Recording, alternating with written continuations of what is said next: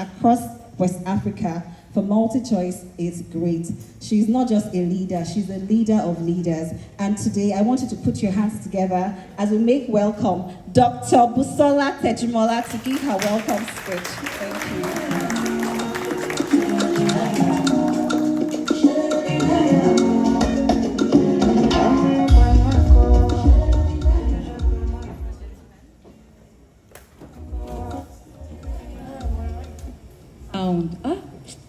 Okay.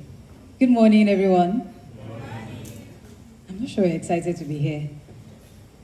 Good morning, everyone. Good morning. Thank you so much for joining us again for another year. How many people were here last year? Can one person tell me, I'm looking at you, your takeout from last year, have you executed anything you learned last year? Can anyone just raise up their hands and tell me, last year I was here, I learned XYZ, and I've put it in practice. Anyone? Yeah? You can? Yeah. I know it's a welcome address, but this is part of welcoming you. Anything you learned last year? Because I know last year we talked about funding, we talked about, it was mainly funding, yes. Yeah, she remembers. Hello everyone, my name is Oyin Konsala Taiwo. I was here last year and we talked about funding, getting funds from sponsors, EPs, also from the government, and pitch deck, the things that need to be your pitch deck as a producer, and yeah, your team, how you put them there, how you sell your story out, and so many other things. So it really helped me to, yeah, I'm an actor, but then coming here last year, it really gave me a different perspective of filmmaking to becoming a producer. So yes, one of the steps I took was going for a producing training course, and which I just completed. Thank you. One more person, or should we keep it moving? Anyone else? Okay, just hand at the back.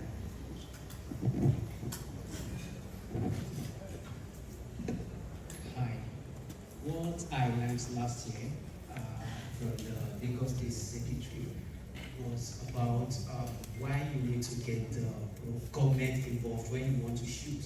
You need to take permission, you need to take location permit, whereby I learned that this thing is not actually expensive when you go through the right channel. Then you'll be free from disturbing you when you're shooting. Thank you. Not cutting corners. I was hoping someone would say, I've raised X amount since the funding session. I'm hoping it's in the works, if it hasn't been concluded. Thank you. The reason why I did that, it's very easy to put up these kind of events and tick a box. But as MultiChoice, we do more than tick boxes. We are here to make the ecosystem go, keep evolving. And doing that, we ensure that we continually build capacity in the film industry. I know there's 20 students that go through the MultiChoice Talent Factory, but there's many people who can go through it, and it was very important for us to carve out a day for younger filmmakers, and young is not by age, please, for young filmmakers to just learn different parts of the industry that they think they fit in, and we always take time to bring the best, that can speak to us, teach, inform, share their experiences, because really, you can learn a lot in class, but you learn more from people's experiences and when you do. So without further ado, I'm going to bring back Akoma up, but thank you so much. Sean is amazing. I can't wait for you guys to listen to him. We'll be here all day, just focusing on sound this year.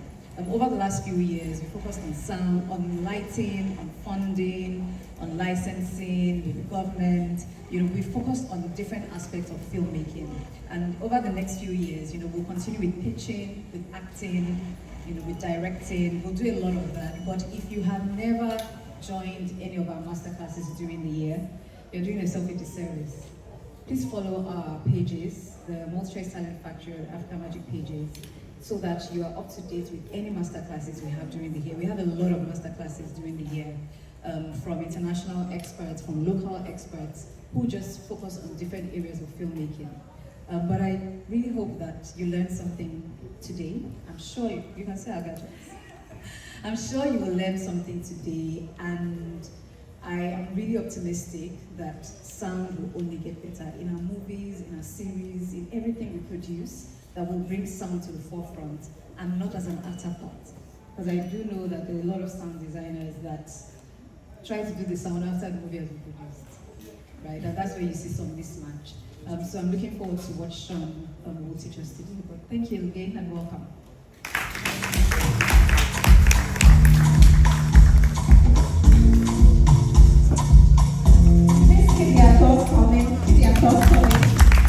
Thank you so much, Dr. Tejumola. So, like Dr. Busola said, what we do, we don't just do it just to tick the box, right? We do it because African Magic Multi-Choice is very intentional about the growth of the African film industry. So it's not a talk shop, and I'm so happy that she asked how many of you have implemented whatever you learned from last year. It's important that when you go for events, beyond just listening, you are making the connection and you are actually putting them to work so that, the growth of the African film industry is not going to come by just watching. It's going to come by doing, right? So we are excited to learn today, and we're excited to do afterwards, right? Are we excited to do afterwards? And when we come next year, when Dr. Tejumola would ask, you would say, oh yes, I came for the Sound Masterclass and I implemented 1, 2, 3 things. Who is committing to that? Nobody's committing. Can I raise your hand in your full chest? Okay, all right. A round of applause for yourselves, please. Okay, a few housekeeping rules. This Young Filmmakers Day, as we said earlier, is one of the events for African Magic Viewers Choice Awards, the 11th edition, right? The hashtag for today, please take pictures, please post and use the hashtag Young Filmmakers Day, hashtag AMVC11. Hashtag what? Young Filmmakers Day. Hashtag what? AMVCA. Hashtag what? Young Filmmakers Day. And what? AMVCA. Well, then, just all we are bring your phones out and take a selfie. Let's just start from there. Let's make this trend, right? Because it's not every day sound designers come together to learn. Could you please bring your phone out? Please bring out your phone and take a selfie. Take a Wi-Fi.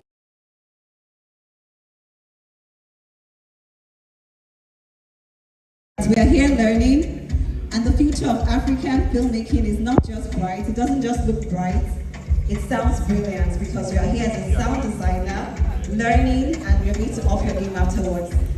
Please post it and use the hashtag Young Filmmakers Day, hashtag AMVCA11. Please post using the hashtag Young Filmmakers Day and hashtag AMVCA11. While you're at it, please, if you're not following the Multi-Choice Talent Factory West Africa social media handles, do us the honors and just click follow. Just go and search for us on Instagram and click follow. If you're not following Africa Magic on all their social media platforms, please go on social media right now and click on the word follow. How many of you are following us? How many of you just clicked on follow? Nobody. You are not answering me. I'll come and personally check your phones. How many of you just followed us right now? We want to see like 200, 300 people following us just because you guys are here. Thank you so much. Another thing, please, in case you want to use the restroom, you just need to go outside. If you want to use the restroom, if you're pressed, you want to use the restroom, just go outside to your right, and then the first door on your left is the restroom. So if you want to ease yourself, you want to take a break or something, just go out to your left, to your right, and then the first door on your left is the restroom. My name is Akoma Onyanero. I'm the program manager for Multi-Choice Talent Factory West Africa. And today, I'm going to be your host. Please put your hands together. Dr. Busola talked about the Multi-Choice Talent Factory. Right about now, we're going to be watching a video that the students made. Well, the students from last set. How many of us were here for graduation last year? If you want to raise your hand, raise it well. How many? Okay, it was a beautiful event, right? Yes. Awesome. That set of students, those set of students did a beautiful video, and that's what you're about to watch now. Ladies and gentlemen, please look at the screen and watch the MTF video from the last set. Thank you.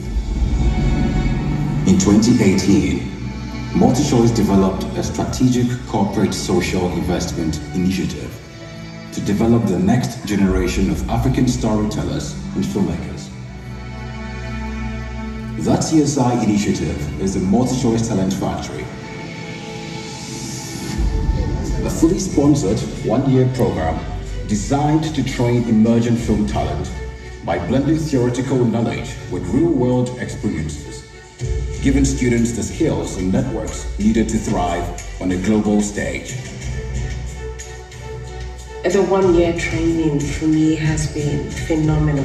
I believe the MultiChoice Talent Factory has given me the opportunity to tell truly authentic African stories. So MTF really gave me the tool to succeed as a filmmaker and also helped me find my voice.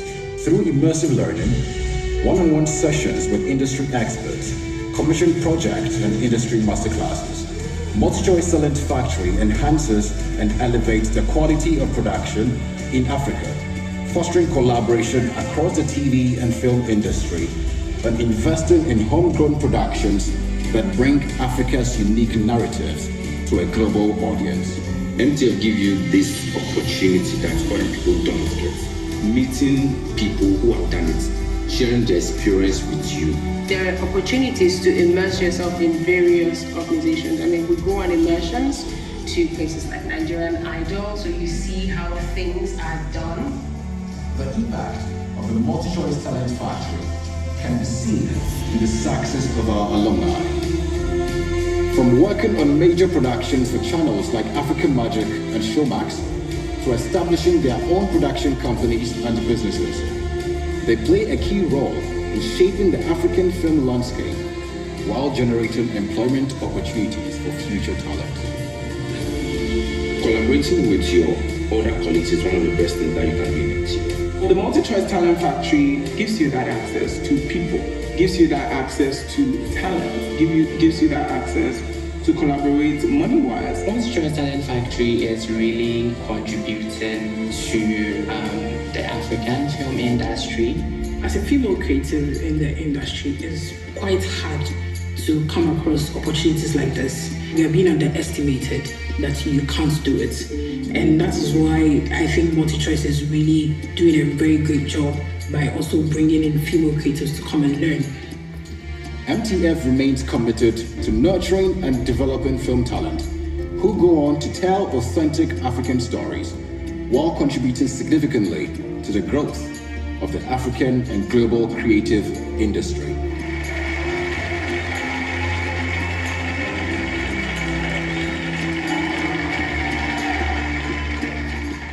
A round of applause for the MultiChoice Talent Factory Initiative. Ladies and gentlemen, MultiChoice has been helping African creatives through the MultiChoice Talent Factory for over 8 years now. We have trained people and we continue to train young filmmakers, and we've been doing it for over, it's not just in Nigeria, it's in Nigeria, it's in Zambia, it's in Kenya, and it's in South Africa. And through this talent pipeline, we're ensuring that the quality of our stories are rich, they stay authentic, and they are global. A round of applause please for MultiChoice and the good work they're doing. Thank you so much. Okay, we go right into the reason why we're here. We're here for sound, right? How many sound designers are here? I'm a sound designer. I'm a filmmaker. I'm young. I want to learn. I want to improve my skills. Love it, love it, love it. So we have here a German-American sound professional with over 3 decades of expertise in sound in both America and other parts of the world. And in the last 10 years, he's really focused on sound for film. Ladies and gentlemen, please put your hands together for Sean Butler, the reason why we're here today. Thank you.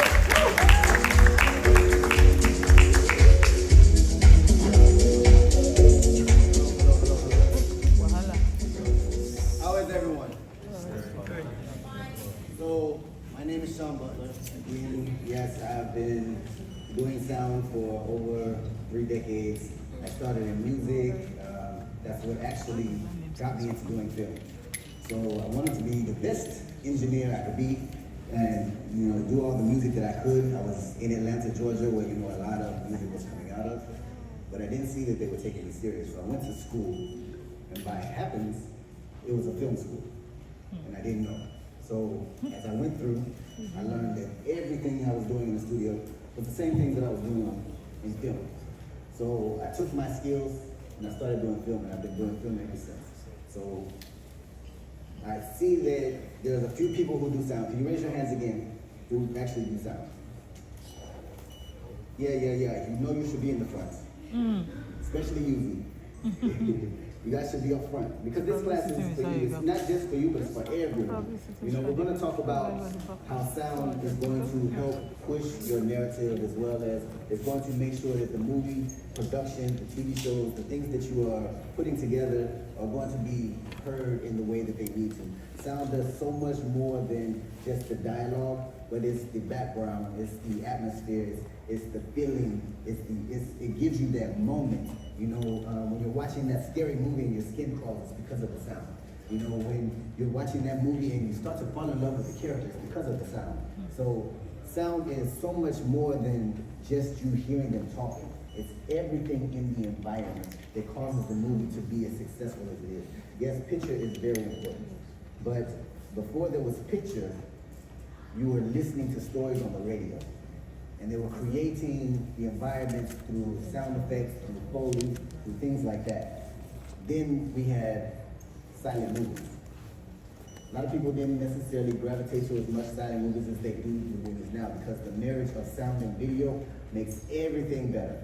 So for all of you filmmakers here who are struggling with sound, I'm going to help you a little bit. And I know there's a few students that I taught in the Talent Factory. I want to give you guys a shout out for actually showing up today, even though some of you sat way in the back. Because I like to call on people. So, I'll do a few demonstrations. Today I brought my sound cart. This is what I use in the US. So I did movies in the US for the last 19 years, and this is some of the equipment that I used to use. So I wanted to bring it here because I want to help raise the quality of film. So here I have also started my company, Atunjue. It's a production company that is focused on pushing African content global. And part of that is to help raising the quality of the films. Some of the issues that, from an outsider looking in, that Nollywood may have is sound. So I'm gonna help you tackle some of those things right now, because nobody wants to watch a movie where, and you see them moving later. The sound has to match the lips. The footsteps sounds has to match at the same time. So we're gonna talk a little bit about that. So what is location sound? So location sound is what you're capturing on set, whether it's the room tone, whether it's the dialogue, or even sometimes we get the Foley and other things that we need from on location. Some of the things that we need to do when we're on location. So if you are the sound mixer for a production, when they're doing the production scout, you guys call it Reiki. In the US, we call it location scouting. So when you're doing your Reiki, you should be a part of that team. There's no reason that you should let the producer say, oh, we don't need you, because they very much do need you. Just the way they need the DP, the way they need the other producers, they need you, because you're the one who's gonna tell them, hey, this location is gonna do this for your sound.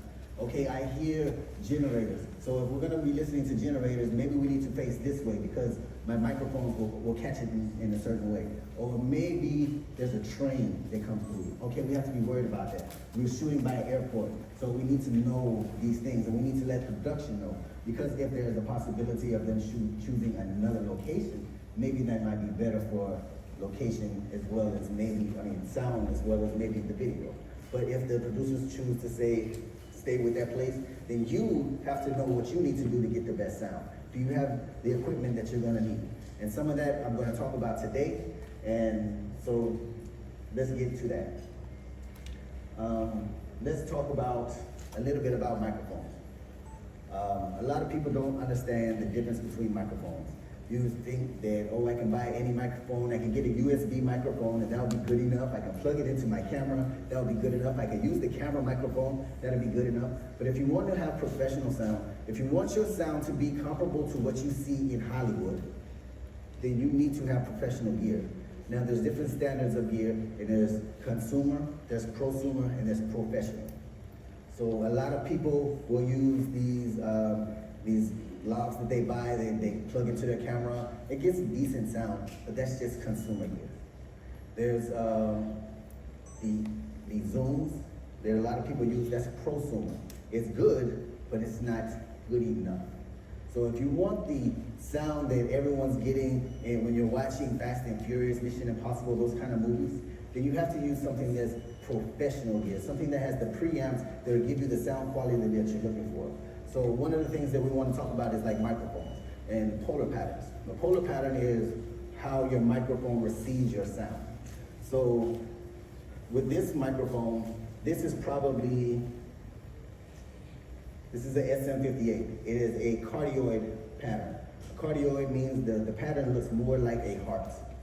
And so therefore it's going to take in more sound from the front than it is from the back. So therefore if I talk like this, you'll hear me real good. If I talk like this, you don't hear me so well. But because it has some polar patterns, you'll still get me. So this is a dynamic mic. You plug it in with XLR. It takes phantom power.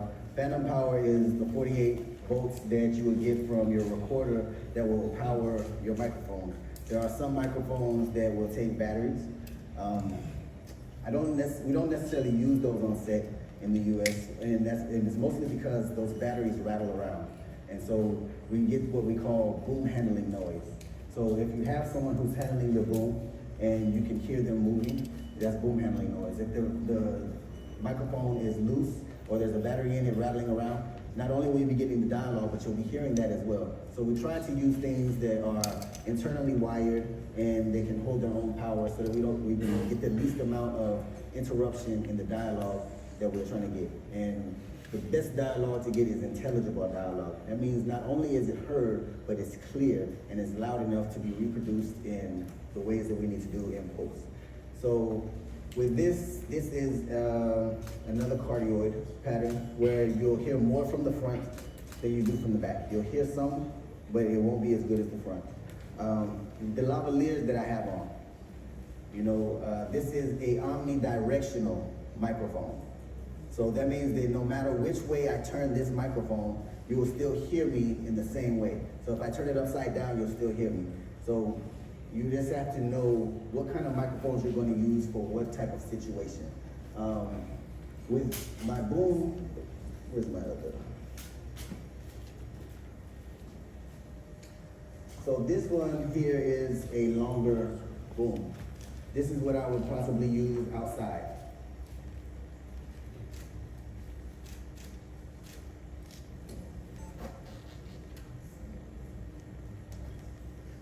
So this is a windshield. This is something that you use outside to make sure that the wind is not making noise in your dialogue. There's other ones that we call blimps and dead cat, where there's a big cage that surrounds your microphone and it holds it suspended in air through rubber bands and a casing. And then it also has like a carpet-like thing that will go on top of it that we call a dead cat because it kind of looks like a dead cat. So the longer your shotgun mic is, the more directional that microphone is going to be. So just understand that when you see on these sports shows, when you're watching football or anything else, and you see the reporters on the side with the boom mics, and they have those long shotgun mics, because it's super directional. So then, as everyone else is making all that noise, they'll point it at one person, and they'll hear what that one person is saying. They won't get so much of everything else.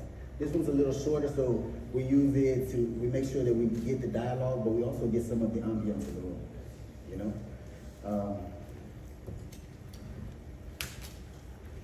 So what we plug into the microphone, we'll use our packs. Now these are electrosonics. Industry standard in US and Hollywood, the bottom of the barrel that you can use is Sennheiser. Sennheiser G3, Sennheiser G4, that's the lowest you can go. If you use anything below that, your sound quality is not going to be so good. The reason why is because these have preamps that can make sure that your quality is boosted to the highest level. It doesn't do any EQing, but it does make sure that you are heard properly. So with these, there's different types. So this is WYSICOM, which is a newer one. This is one that I just got. I wanted to try something new because I have Lectrosonic here, Lectrosonic. Most of my pack is Lectrosonic, which is one of the industry staples. This is a UM400. It's probably one of the more durable packs that you can buy. This one you can probably drop. This is probably 8, 9 years old. I mean, actually, it's probably older than this because I bought it used. So.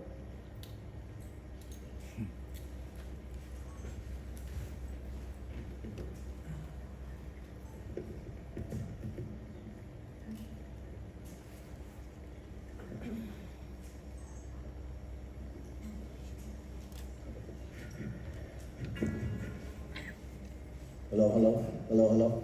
Okay, so now what you're hearing is coming from my lapel mic. The feedback is because of the microphone. My sound is going into the speaker, coming back into my phone. It's causing a loop. So eventually I'll find the sweet spot. So when you mic someone up, can you all hear me? Yes. Can you hear me clear? Yes. That's what you want when you mic someone up on set. Whether it's for an interview, whether it's for a scene, no matter what it is, you want to be able to hear clearly. You don't hear any rustling in my clothing. You don't hear the outside talk and everything, even though you guys are being very great. But if there was a lot of talking, you wouldn't want to hear all of that. Even though these are omnidirectional and they'll capture some of all of that, the focus is getting your character's dialogue. So when you're on set, the next thing I also want to talk about is how you're supposed to dress. Because I've been on a few sets and I've seen the sound people dressing in whites and all these other colors. When you're on set, you're supposed to wear all black. And the reason is if you're the boom op, that means you're by camera. Sometimes you can't be behind camera. And so if you're in a space where camera might see you, if you're wearing all black, you look more like a shadow. So they can that helps them to be able to take you out of that shot. If you're wearing loud colors, if you're wearing pinks and whites and things like that, you'll be in the shot forever, So that's something else that we want to talk about. The other gear, this is my harness. So when I'm not at a location, say like a sound stage, I will have my bag and I would clip it onto me and I would walk around with it. And I would have my boom and I would walk around with it. So on reality shows, that's how we work. It's usually called one-man band, where you are the mixer and the boom hop and the utility and everything all in one. So you'll have everything on you all at one time. So you'll have your packs, you'll mic up your own people and all of that stuff. So these are the things that you'll have to think about as you're doing these shows.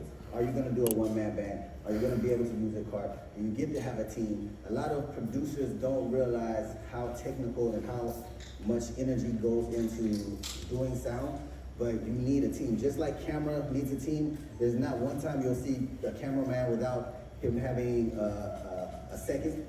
And a sound person always needs a second, unless it's something super small, like maybe an interview of like one person at a time.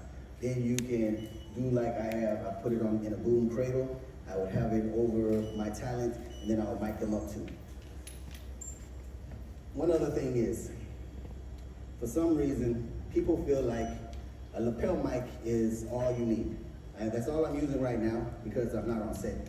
But if I was on set, your boom is your primary. Your lavalier is your secondary. This is what you're supposed to be capturing all of your dialogue with. When you're going from back to back, you're supposed to be using this microphone here to be capturing everything. This is secondary. So if there's something wrong with this, you'll be capturing on here.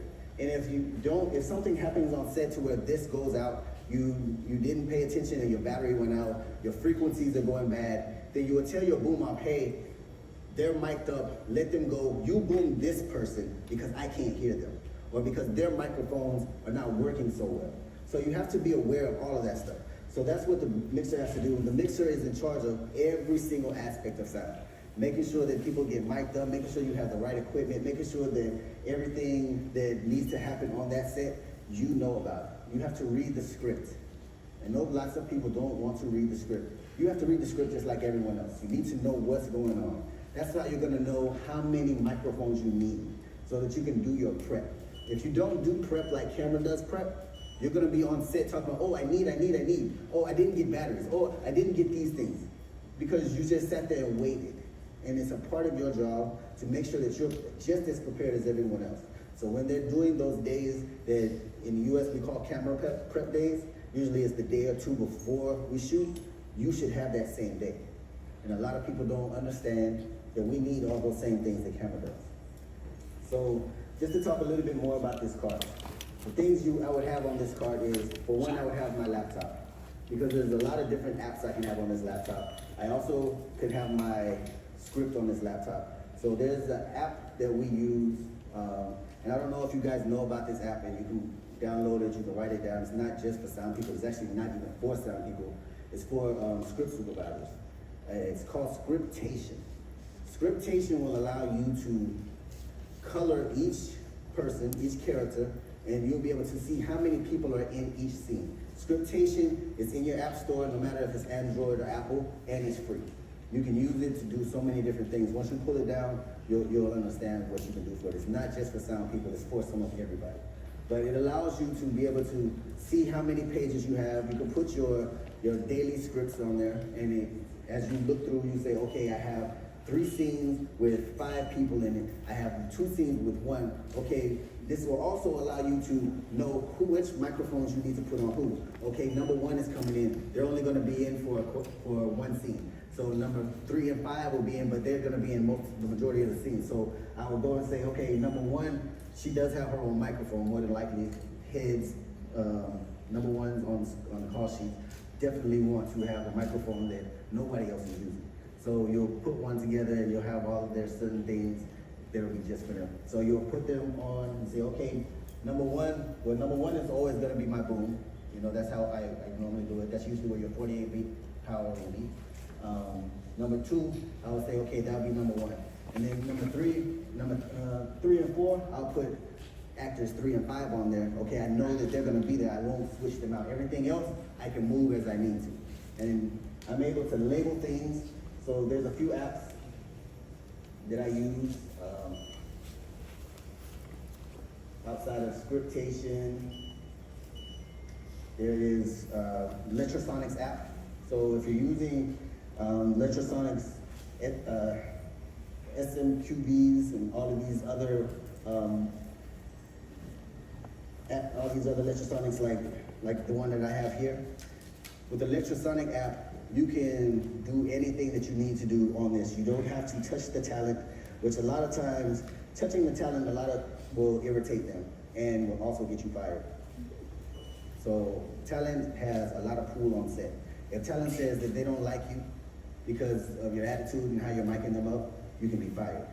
If talent says that, why do they keep coming to mic me up? What is wrong with this person? You can be fired. You want to touch talent once, and you want to be pleasurable when you do it. You know, you want to, hey, how are you doing today? My name is such and such. Today I'm gonna be micing you. You know, especially if it's a woman, you don't want anybody saying that you did anything inappropriate. So when you're micing up women, you have to be extra, extra nice because there's a lot going on. And usually they have on dresses, and there's a lot of, you know, we can use thigh straps and stuff like that. But that means we get into their personal area. Some will let you, some will say, can you show me what to do? And then I'll do it myself. And that's fine too. Me personally, I don't like miking kids, but I will. But if you do mic a child, the parents should be there. And you should probably have somebody like wardrobe with you as well. So this just also makes sure that nothing happens to you. You know, so that while you're doing your job, nobody can say that you did anything inappropriate. You have witnesses of everything that happens. Okay, so again, so we have these different apps that we can use, that we can turn off the Letrasonics, we can put them to sleep, we can change the volume, we can change the frequency, all of these different things. With these UM400s, you can't so much do these are more analog. This is my Sound Devices 663. This is 12 channels mixer, so I can do small shows all the way up to big shows. My Wizzycom, this is 2 channels, my Letrasonic 2 channels, and the rest of these are single channels. I have my smart batteries. These batteries will last me all day, honestly. They'll go 12 hours. But we usually go to lunch and then we'll change. Because we don't want to get to the point where we're in the middle of a scene and then we lose something. You know, not gonna say that it's never happened before, but it's something that they're gonna look at you crazy about. Like, you should have been on top of this. Like, when they're going in between scenes and they're getting actors ready, that's the time for you to check batteries. That's the time for you to figure out if there's anything that needs to be done. Do I need to change my frequencies? You know, that's another thing. So with some of the more inferior lavalier packs, you're not allowed to figure out what frequency you are. That's why Sennheiser G3 is the bottom of the barrel, because you're allowed to figure out what frequency you're going to be on. You can do a frequency scan. So a frequency scan is something that you'll do that will allow you to know what areas in the frequency are clear for you to use. If you use a frequency that is muddied up and is showing high levels on your gear, that means that you're more than likely going to get interference on that channel. So if you're by an airport, if you're by a busy area, police, you know, things like that, you'll have to check these frequencies, and you'll have to check them often. There's apps that you can do that as well, but on your packs, you can do that. So when you're on either one of these, you can go on, you can turn it up, it'll check for all frequencies, it'll go through the whole spectrum, and it'll show you in a bar graph what's free and what's not. And you choose the closest things that's to free, okay? This is my Sennheiser G4 transmitter. And the reason I use this because when you're on set, your boom op and your utility needs to know what's going on. Your utility needs to know who needs to be mic'd up and if some changes need to happen. So as your utility mics someone up, you're listening to it, you can give them the same thing that you're listening to through their ears. So then as they're micing up, they can say, okay, can you move for me? Can you say a few things? And then they can figure out if there's anything that they need to do different with your microphone. And if you hear something that they don't, you can talk to them, hey, when this scene is over, I need you to go and check such and such mic. Hey, such and such mic needs new batteries. I need you to be ready when they say cut. Okay? So I usually have 2 of them on, but I just put 1 on just so you guys can see it. So I usually have 1 for my utility, 1 for my boom. My boom op, he wears 1 so that he can also, I put the boom in his ear so he can hear what he is micing. If you can't hear what your microphone is picking up, how do you know you're picking up something good? How do you know that you're even getting what you're supposed to be getting? I've seen people holding a boom and the boom is past the person's head. I'm like, so what does the wall say? How are you getting any dialogue pointed at the wall? You know, or it's just off to the side. They're more into the action than actually paying attention. So the boom is off to the side while talent is over here. And I'm like, listen, hello, are you listening? You can't hear anything, but you know, sometimes we get into that mode. But for my boom op, I'm able to say, hey, put your boom back in, I can't hear. Or your boom is in the shot, lift it up. You know, because a lot of times you'll see something where you're like, oh, the boom's in the shot, it'll come down low. And that's something that you'll have to coordinate with camera before a shot. You know, that's something we call a boom line. So a boom line is when you'll say, hey, camera, can I put my boom in? You tell me when you see it or not. And you'll bring it down until the point where they see the tip of the boom.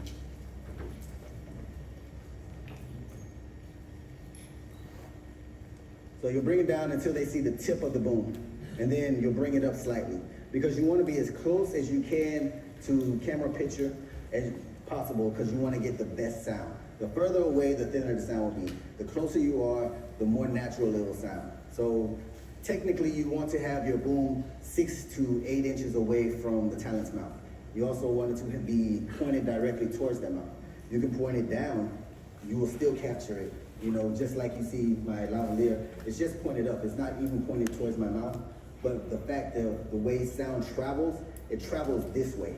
And microphones, when they're directional, but this one's omnidirectional, so it's everything around me is capturing. So you're hearing the sound that's coming out of my body as well as what's coming out of my mouth. So you get some of the deeper bass as well as some of the mids and highs. Okay? Other things you'll have to have is you need to always have extra cables. These cables right here, I can plug and replug anything in. If I need to build another cart, I have enough cables to possibly do so. If I just needed, if I had more lavs and things like that in another recorder, I have backup cables to be able to do that. These are things that you mandatorily have to have. And even though this thing is camera's job, it is your job to have the slate. Usually you want to have a digital slate. I have a regular clapperboard too. You know, you'll let them write everything they have, but you're the one who has to worry about making sure that the time code is jammed on here, because time code is what post is going to use to sync up the audio with the sound. I mean, the audio with the visual. So you'll have to have both of these. And you're in charge of time code for the whole production. So when you jam your recorder in the morning, you'll jam your time code. What I use for time code is Tentacle. They're called Tentacle Syncs. And they also have an app. The app will allow you to, where's my, so the app will allow you to see all of your tentacles in the area. You can add more tentacles, you can take them away. It will allow you to see the time, the last time that you, let me turn these on real quick. It'll allow you to see the last time that they were on. If they're on now, it'll give you the battery power. It'll let you know the time that it's on, everything. So as you see right now, my red one has come back on. And they all come with their own name. So like you, as a child, you get some toys and they have their own names to it. This one, it was already called Rivka. So I know that Rivka has 2 bars of battery. I know that the time code is on 548. I didn't set time code, sorry. But it's on 548. Otis, which is my yellow one, is on 549. They're pretty much on the same time. And it'll tell you whether it's line, whether they're on 24-hour, 12-hour, all of those things. You can set them up however you need them. You can make sure that one of them is the master, and then you can send out a signal that jams every other camera in the area. As long as they're in Bluetooth range, your one tentacle can jam everything, okay? Another app that I like to use is Wingman. Wingman, there we go. So Wingman app is basically your recorder on your iPad. So as you can see, my volume going up and down, I can tell it what scene it is, what take it is, what production it is, who's on the production, what microphones I'm using, everything, time code, all of that. Everything that your recorder can see here, I put on here. But it makes it a little bit easier for me to type notes and other things. One of the things that we like to talk about when we're doing sound is CYA. I don't know if you know what that means, but it's cover your, I won't cuss. But you know, at all times you want to make sure that you're covered. You know, so if things go wrong, people know why. If, you know, I saw on Facebook one day, a guy was saying that his DP wouldn't allow him to put the boom in. What should he do? Okay, one thing, you go to your AD first. That's your first point of contact in any picture. You don't go to the director, you don't go to the producer, you don't even go back to the DP. You go to the AD. That is the first person on set that you talk to, and you let them know what's going on. I have this issue, I'm trying to put my boom in, the DP won't allow me. It's not his job to tell you that you can't do it, honestly. You know, but some people like to, hey, this is my shot. I'm gonna do it how I want to. I don't want you in there. Just use your lobs. And if producers say, just do what he says, by all means, I do not care no more than the person paying me. So I'll put in my notes, AD says no boom. So then when post gets it, and they say, hey, why do I only have lavs? They won't even call because they'll have that note that says they didn't want boom in the shot.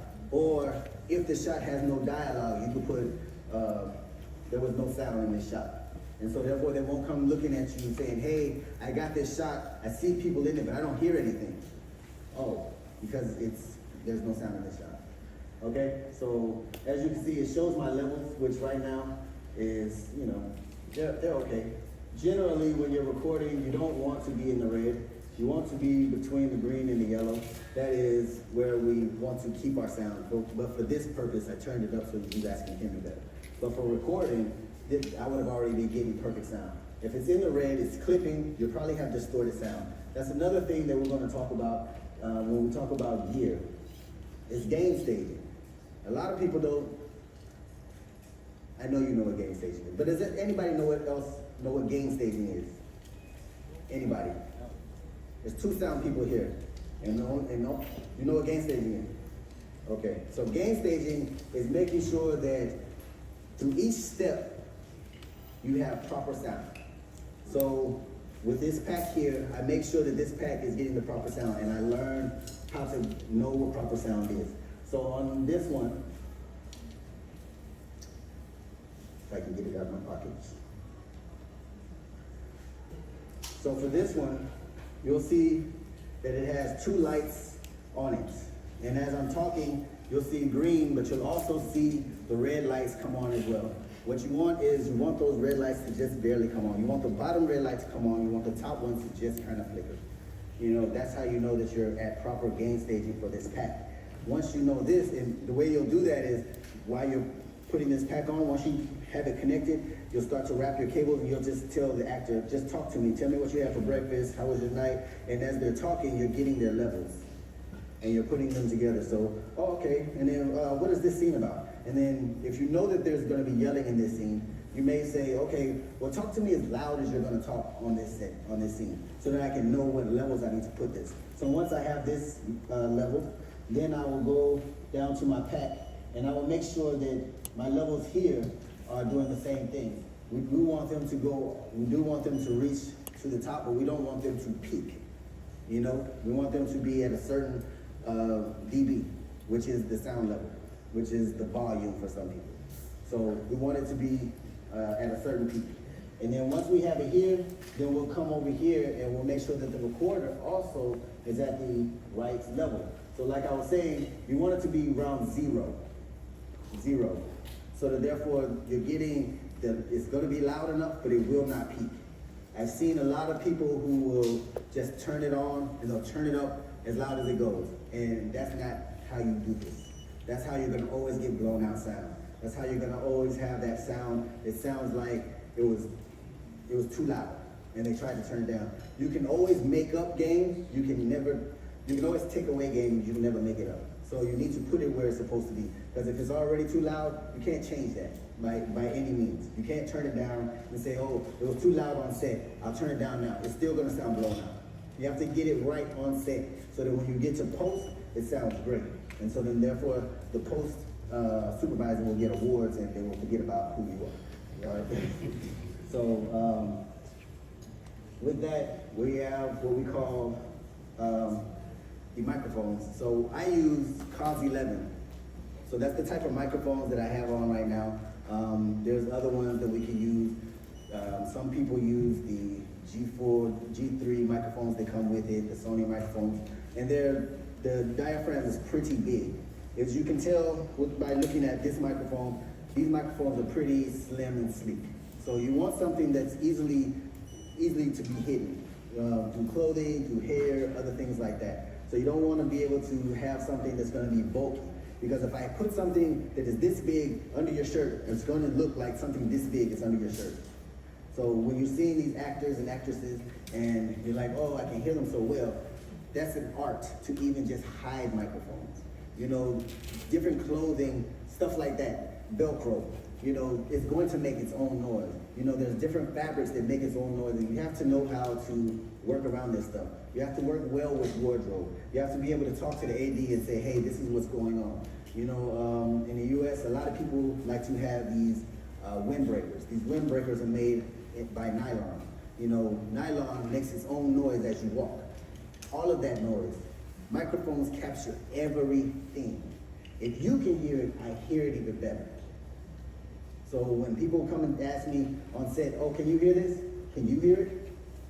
If you can hear it, I hear it even more because my microphone is turning it into a microscope. So I'm boosting the sound more than you're hearing it right now.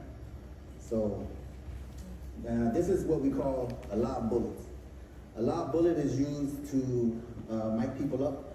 So what we'll do is we'll take this loud bullet and we'll put it down their shirt or we'll put it down their pants leg and we'll let gravity do its thing and it'll just bring it all the way to the bottom. And so we'll pull it through and this is how we'll use to try to mic people up. Sometimes we have to put on thigh straps, ankle straps, waist straps, but we'll use a live bullet. Another thing we use is a live snake. We'll also attach the microphone here, and we'll take it and we'll put it through the pants or the shirt, and we'll have it come through. And this is one I use more for the ladies, just because it's just a little more delicate, you know. And you know, ladies don't necessarily like something just falling down their shirts a lot of time. You know, you have to be very gentle on how you approach the ladies when you're micing them, because again, somebody may take you as doing something that you're not, so you have to be very professional. You know,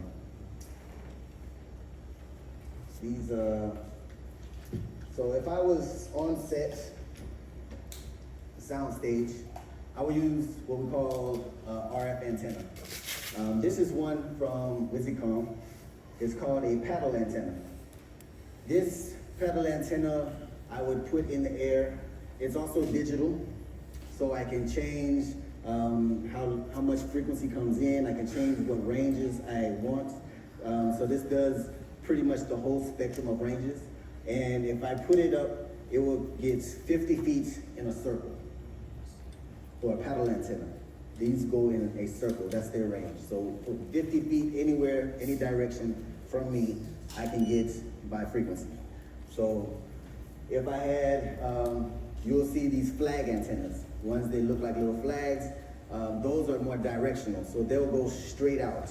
So usually, if you'll have them, there'll be one on each side and they'll be pointing towards this way. So everything in that range, they will pick up, okay?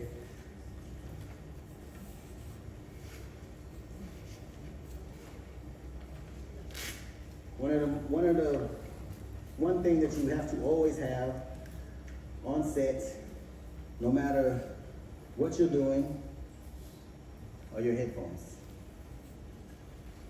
If you don't have good headphones, how are you going to hear what's going on? I've seen people recording with a boom and a lavalier, and they've got a recorder, but they have no headphones. How do you know what it sounds like?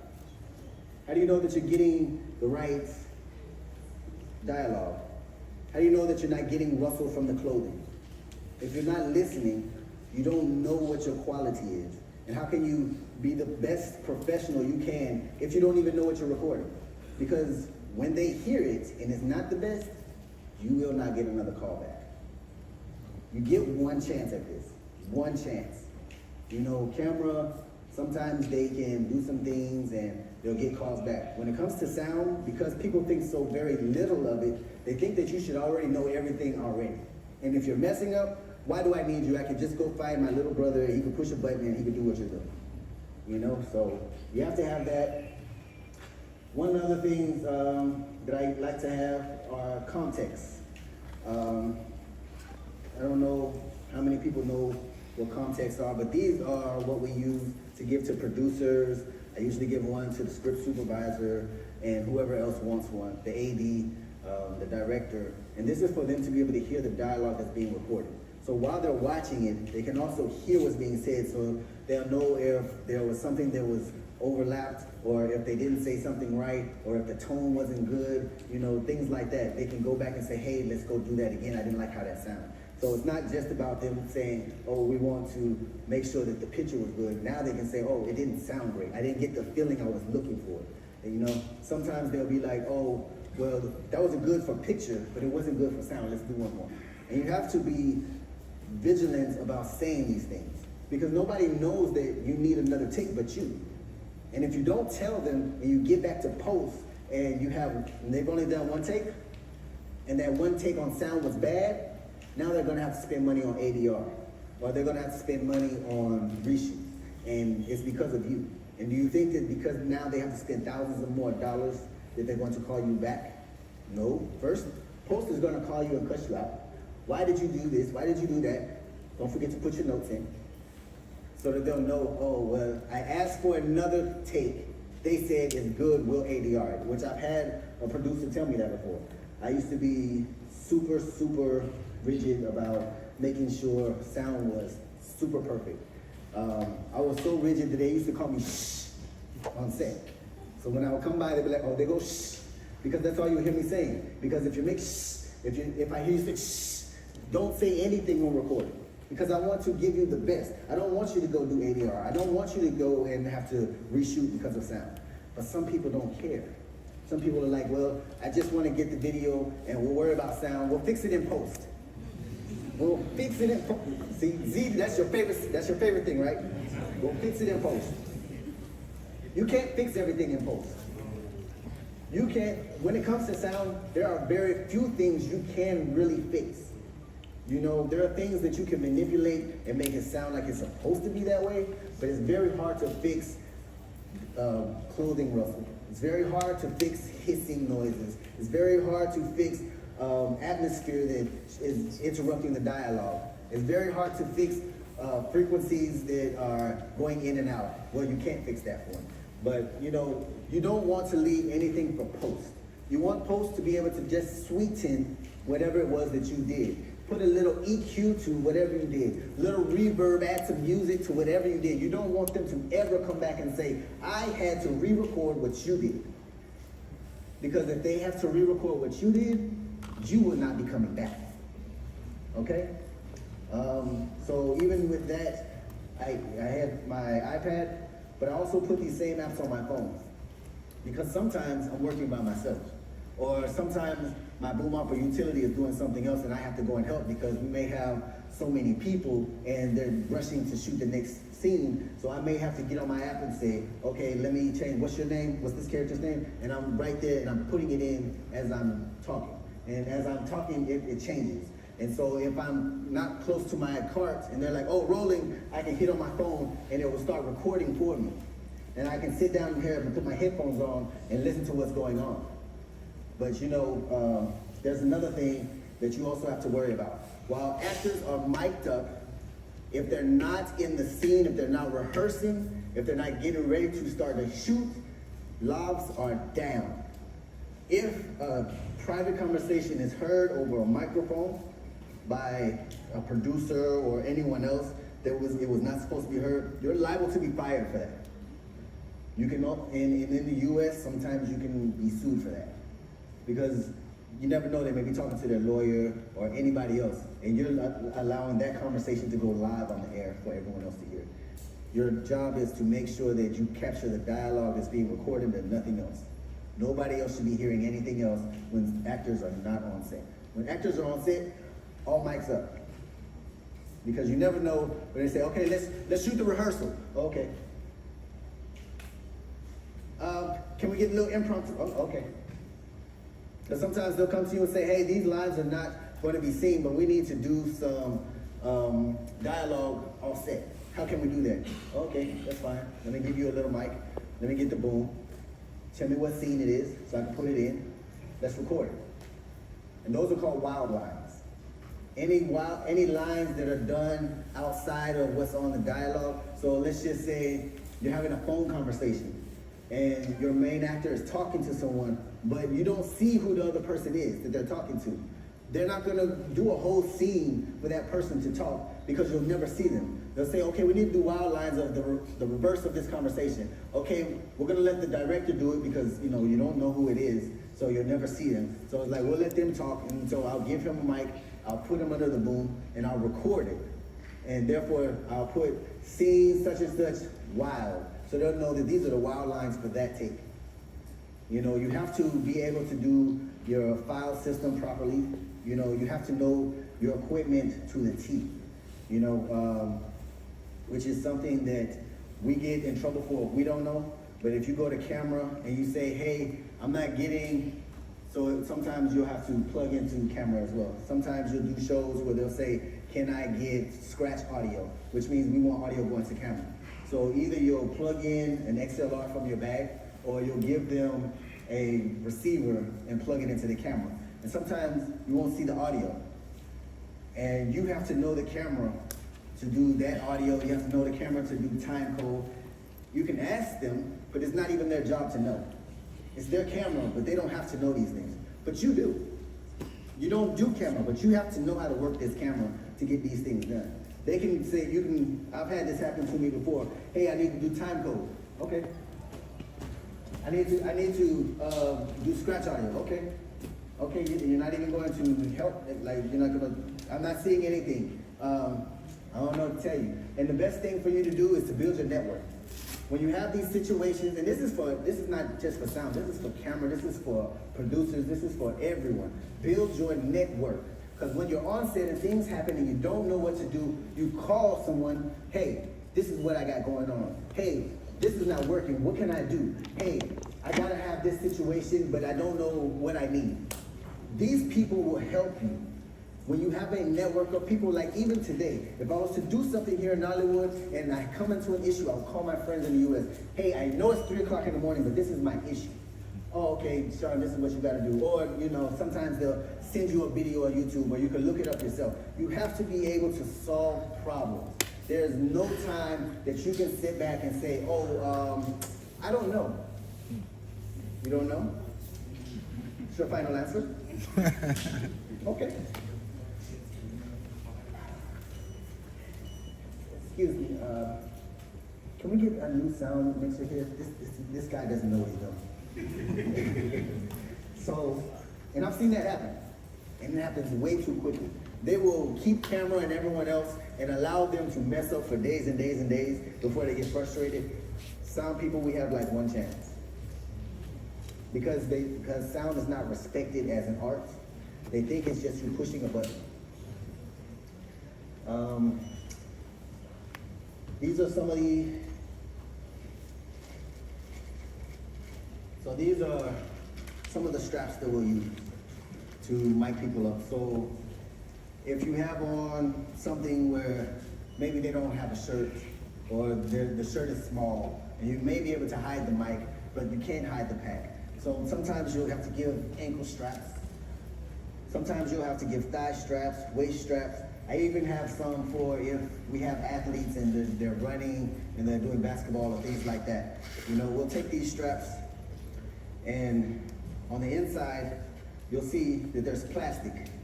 And this plastic is to help it to stay on the skin. But when they start to sweat, it still starts to slip. So you have to be diligent about that. You have to have extra packs because you're gonna have to switch them out if they're sweating. And you have to also make sure you're doing your laundry because nobody wants to wear a sweaty pack from the last time. Okay, so inside here there's a pouch. This pouch is stretchy. I can put any one of these packs in this pouch.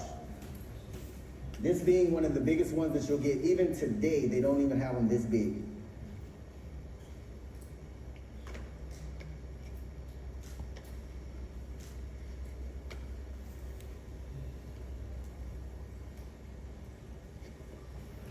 So you can put this on someone's ankle. It'll go under their pants.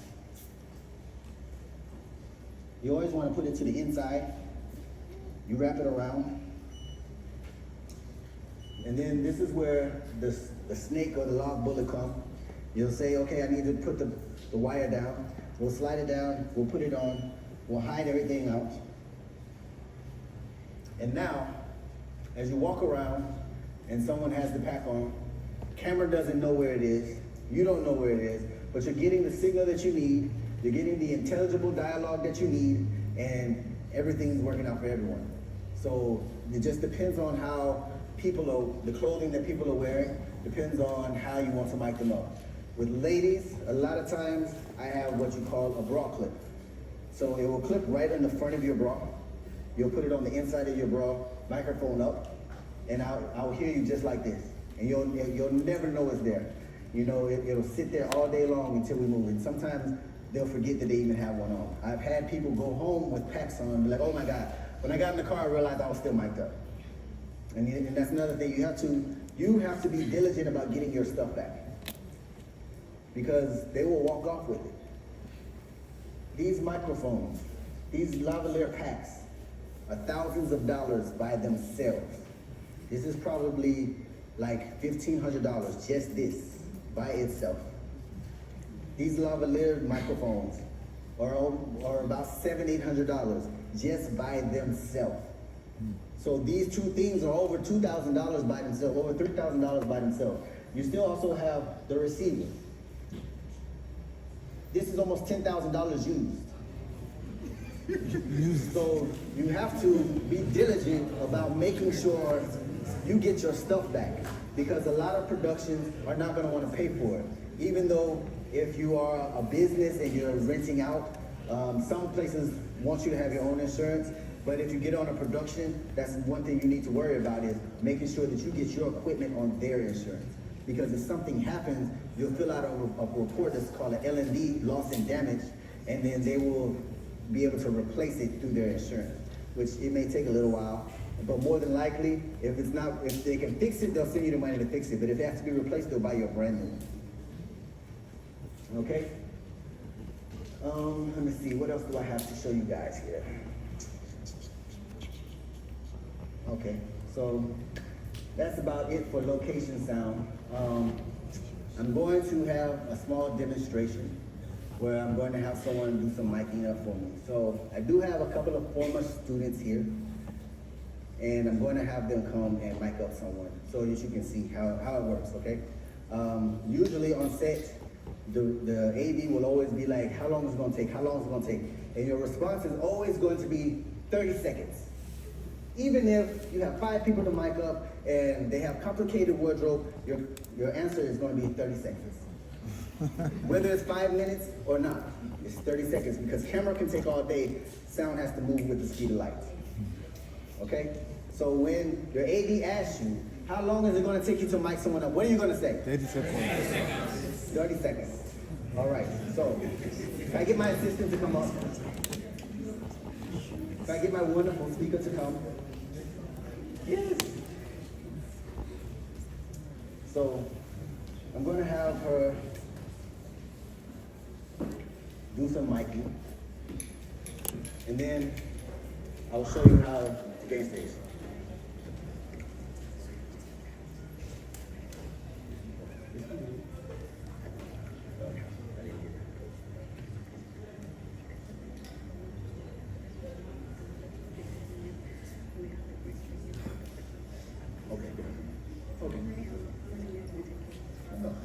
I just do this and then it's done.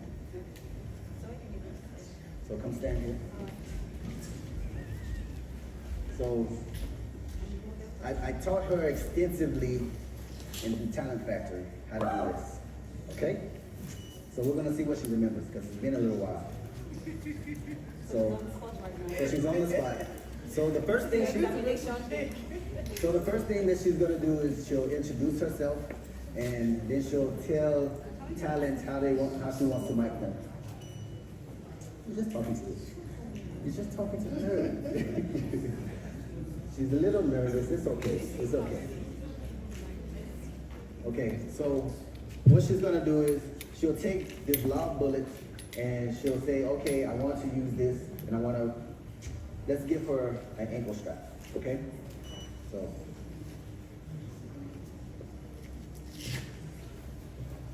We'll take this ankle strap and we'll put this in. So, I'll put it in backwards.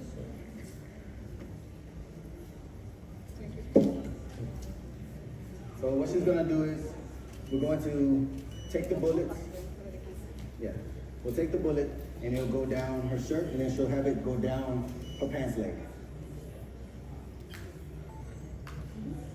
So you always have to ask, are you okay with, before you do anything to anyone, but especially women. So you can tell the talent, now, so can you open and let the bullet come down? And then she'll just hold it up so the gravity will allow it. Hold on. Yeah. They didn't tell me I was going to do this, so wow. We all love surprises, right? And you know, doing sound is always a lot of surprises. You never know what's gonna happen. You know, something that you've been miking someone up for a week, and you've been miking them with the same clothes and with the same mic and in the same place every day, but now on Friday, none of this works. So now you have to figure out what's going on, what do I need to do? If it's not gonna work, how do I fix it? How do I change? Okay? And so with this, what she has at the end of this microphone here, this is what we call an RM11. Some people told me that, you know, they call it a mic protector. Yes, it does that, but that's not what it's for. So what it is it allows you to not get the rustle from the clothing or the skin because it's protected here, but it also gives you a sturdy place to put it on clothing. So on the back, we have the sticker that we'll use to stick it onto the clothes or skin or something like that. You got it down?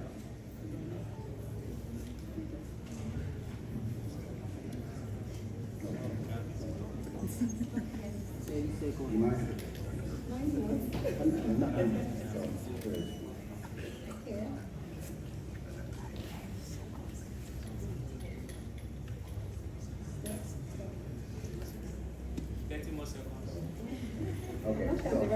Okay, so we'll put this one out.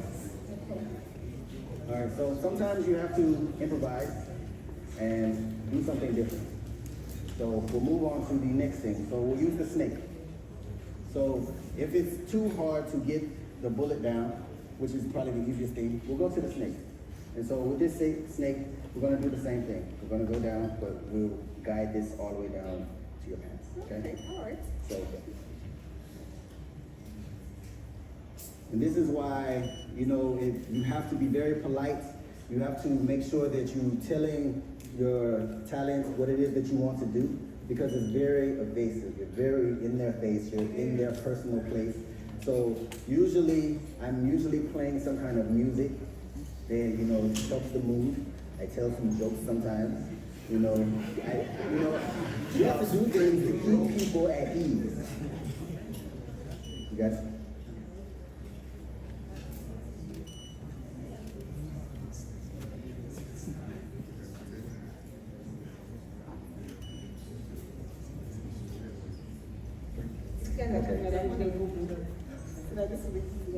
You got it?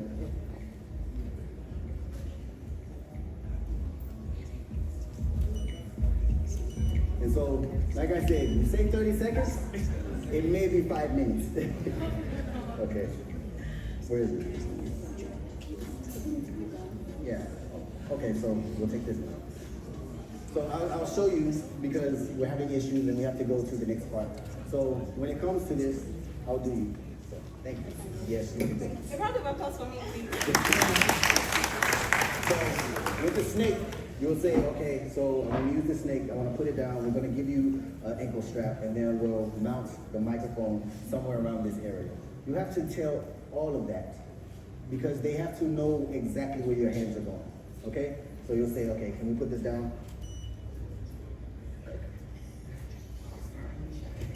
All right, and then can you put this inside of your pants here so we can go down? And you see how I let her do some of these things? Because you don't want to be so much in her stuff that she feels violated, okay? So hold that open while I push this. And then so, because it's so long, once it gets down here, I can start to pull it out.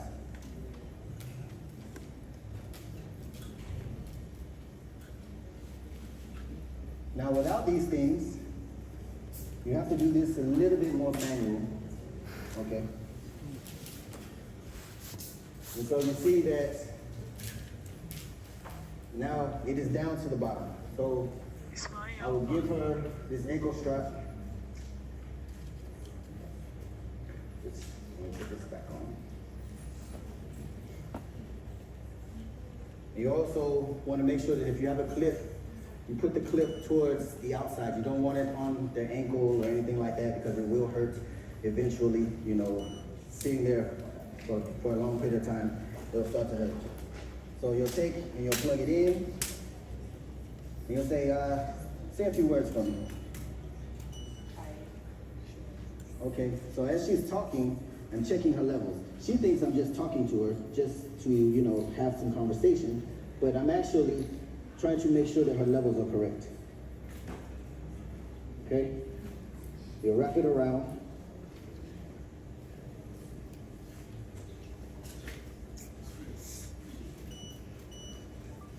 And you'll come up here, and so I'll take this tape off, and then I'll say, okay, I'm gonna put this on the inside, okay?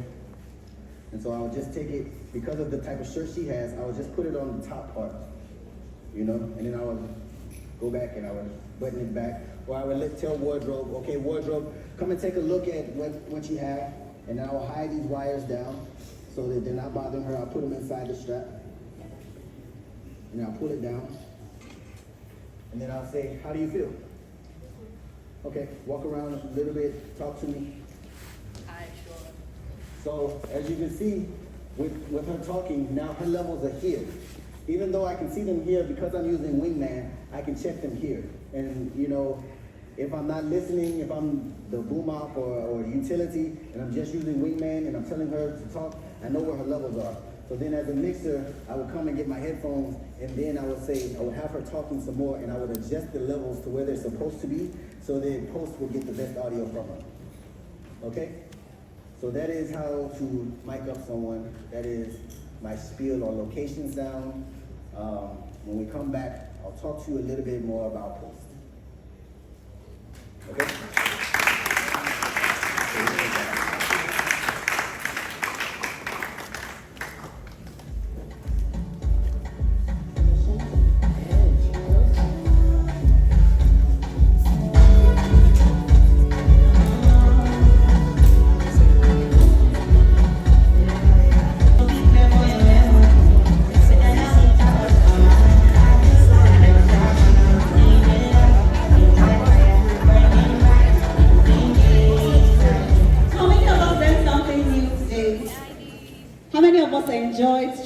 This is the first one. It's just about location sound. How many of us enjoyed it?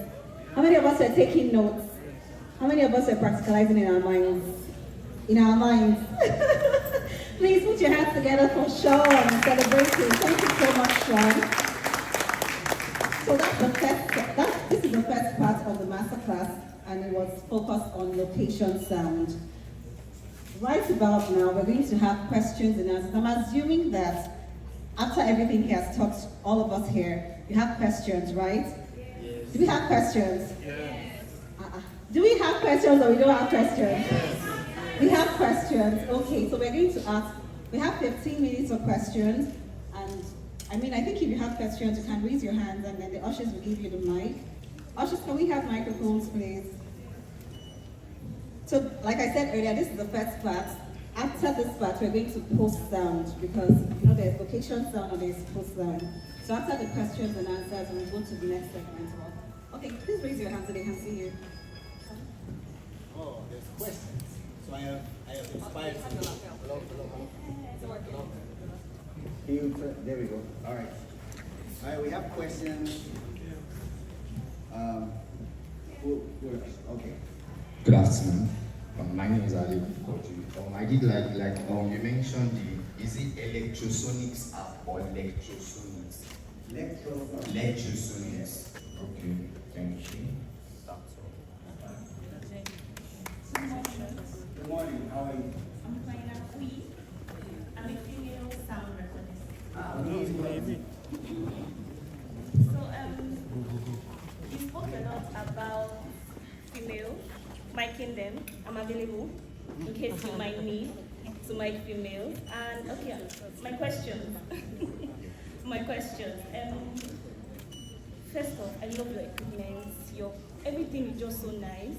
But using it here in Nigeria, and you tell them the price of your equipment, they won't employ you, because they'll be like, your money too high, it's too expensive, and then you saying that don't worry, I'll give you the best. They're not looking for that greatness. They just want the sound. Maybe you can hear, Abi you cannot hear, I can hear, okay. That's all they want. And one thing we talked about a lot is how underlooked we are, and it's so true. When they are talking about crew members, before you hear sound, it's like a lot. They will like, is the DOP there? Yes. Is the camera assistant there? Yes. Every other person, then sound, I'm here. That's when you're like, oh, okay, you're not there. Maybe you just click on record and that is all. Like you said, how do we deal with something like that? How do we gain that kind of respect? Like you said, as a female, I'm so sorry. As a female sound recordist, one is, I don't get really disrespected because people find it, say you they throw boom, and I'm like, yes, I do. It's tiring, very tiring. it pains the hand, and I've seen your structure. Now go to the gym. So, and then another question. So when it comes to location renting, they don't consider sound also. How do you work around it? Because they'll be like, you can manage it now, Shebi. You will just cut my nose. You will just they will help me explain the job that I'm doing. So you are like, they are building something there. There's a construction site. It's loud. Oh, the rain is falling. We should try. It's like they are working with time, but they forgot that sound is also important. So they're like, rain is falling. Shebi, we know if you just shoot down. We make you just shoot down now. I can hear it hitting the ceiling. And the person is talking, and then you're like, okay, let me try and boom. Should we do ADR? Never. Where? So it just, I'm sorry, my questions are just a lot like that. And sorry, one more question. How do you get recognized globally as a sound recordist? Because most of the time, we're mostly local. So how do we voice out more? Like, how do we have our own community, like the GOPs, the cinematographers, how they do it, how they help? Yes. Thank you very much. Thank you for that.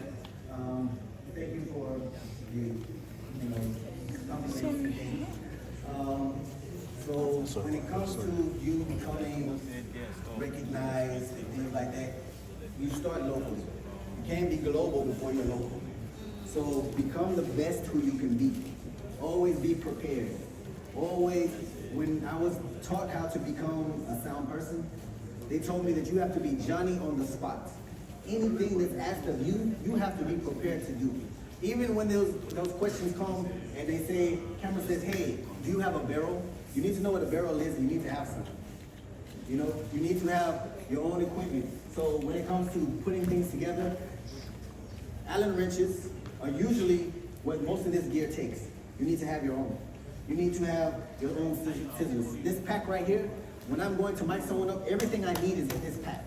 I don't have to go back and forth for anything. I'm not running around trying to hold things. I have this on me no matter what. When I have an emergency, I don't have to say, oh, let me go. It's here, okay? Most producers, directors, they have no idea what sound is until after that. Once it's bad, then they're like, why is it bad? What did you do? I know you was there. And you have to tell them, and you have to stand up when you're in the construction site and it's raining and things like that. This is no good for sound. Why?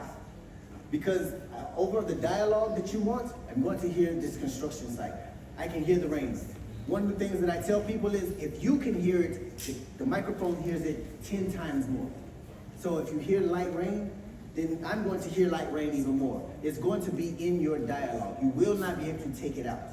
You know, a lot of times they'll send you emails to try to get you interested in, okay, this is the job that we have, this is what we need. Okay, never let them tell you, oh, we only need 3 microphones.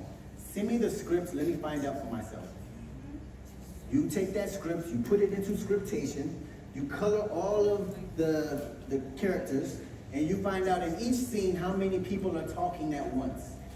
That's how many microphones you need. If there's 2 scenes where 5 people are talking at once, you need a total of 5 microphones, at least.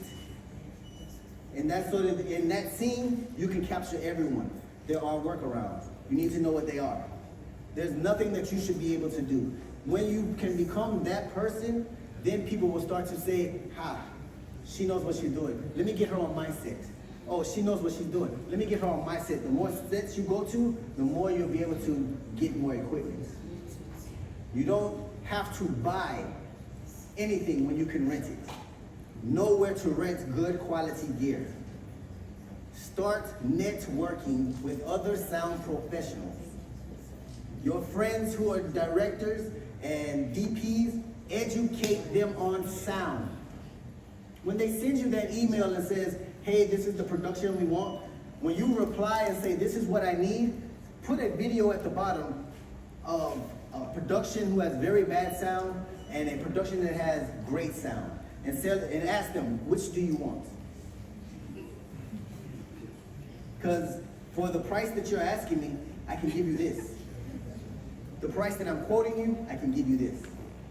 I can't do this by myself. If it's more than 2 people on camera, you need at least you and a boom op. If it's 4 or 5 people, you need a boom op and a utility.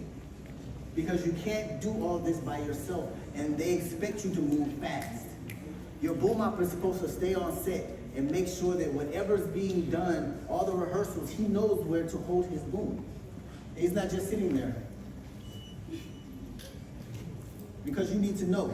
And your team is also what's going to help you become better. Develop your team. Work with other sound professionals. You all need to know who you are, because that's how you also get jobs. Because when this person is overbooked, they call you and say, hey, can you work this job? When you can't work this job, you call this person and say, hey, I got something for you. Even to this day, I'm here in Nigeria. I get calls from the US. And I say, oh, okay, hold on. Give me like 5 minutes. And you only have about 5 minutes, because they'll call the next person right after they hang up. So I will call my friend in the US, hey, I got a job, it's for this, that, and the third. I still keep my people looped in even while I'm here, because I keep my network.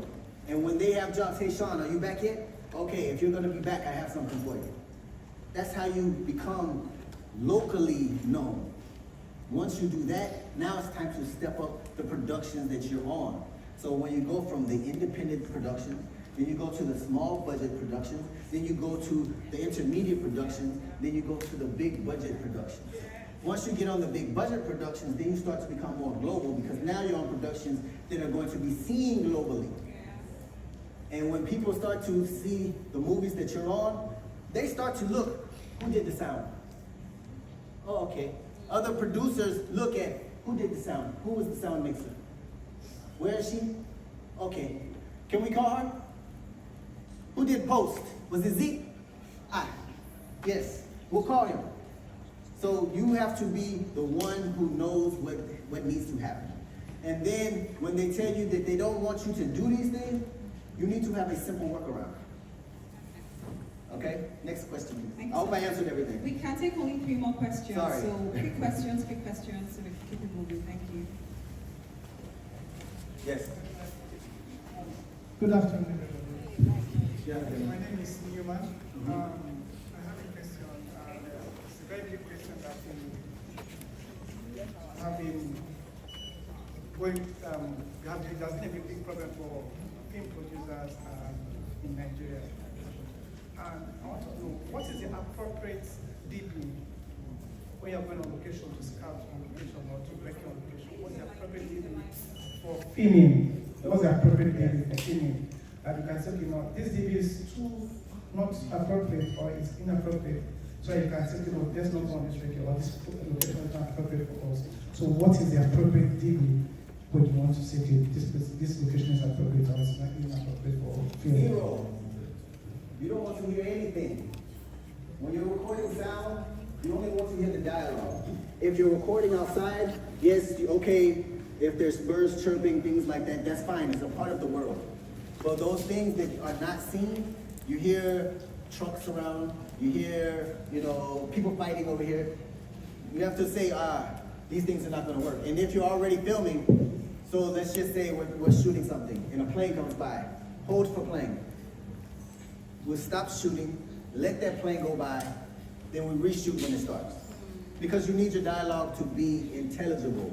Intelligible means loud enough, clear enough, and I understand what's being said. If you have all of these other things around, it's not gonna work. And you'll tell them, hey, AD, because if you have a cart, and sometimes even if you are, especially if you have a boom op, you'll go to AD while they're shooting and say, hey, look, this is not gonna work. There's a lot of stuff in the background. A really professional one would say, do we need to cut? And you'll tell them yes. Or can we get another take? So you have to be, you're the sound supervisor. You're the mixer, that means supervisor. You have to be on top of that.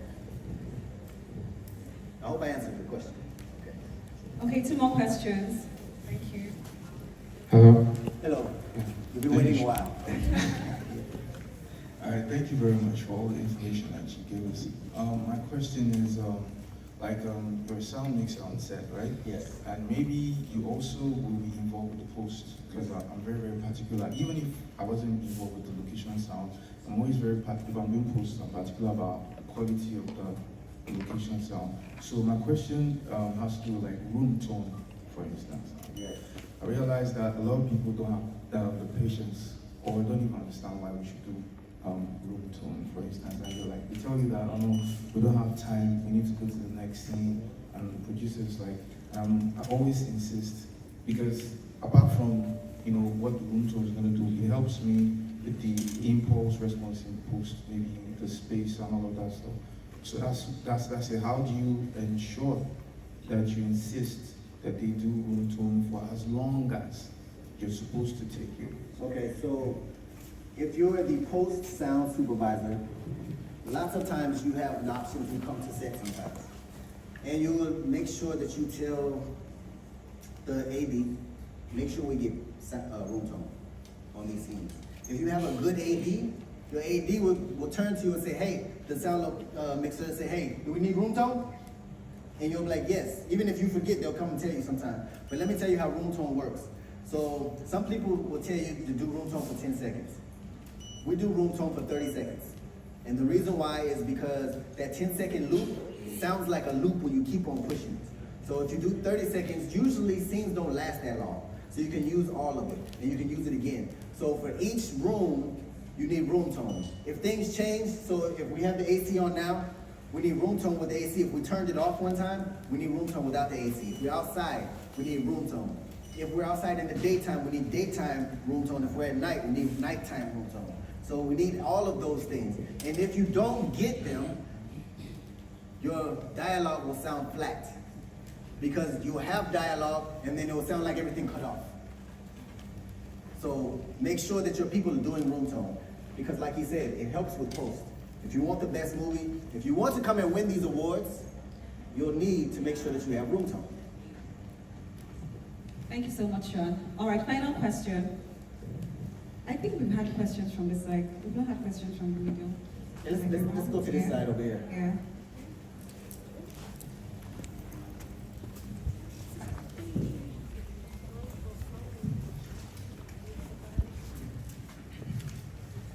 Good afternoon, everyone.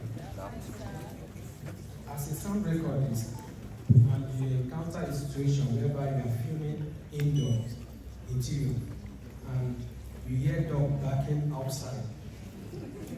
Because we have encountered so many things like that. And you tell the director, I can't record dog barking. They will tell you, go on. While some will tell you, don't record. Is it a bad sound or a good sound? Is it a part of the scene? No. It's a bad sound. Thank you. So when it comes to those things, the location supervisor is the person who is supposed to regulate sound around. Sometimes, and you know, producers, when you have these miscellaneous budgets, some of that is supposed to be for this. When you have these sounds that are unpredictable, sometimes you have to pay people to be quiet. Sometimes you'll have to go and say, hey, can you put your dog up? And people will be like, no, can I pay you to put your dog up? Okay, yeah, sure.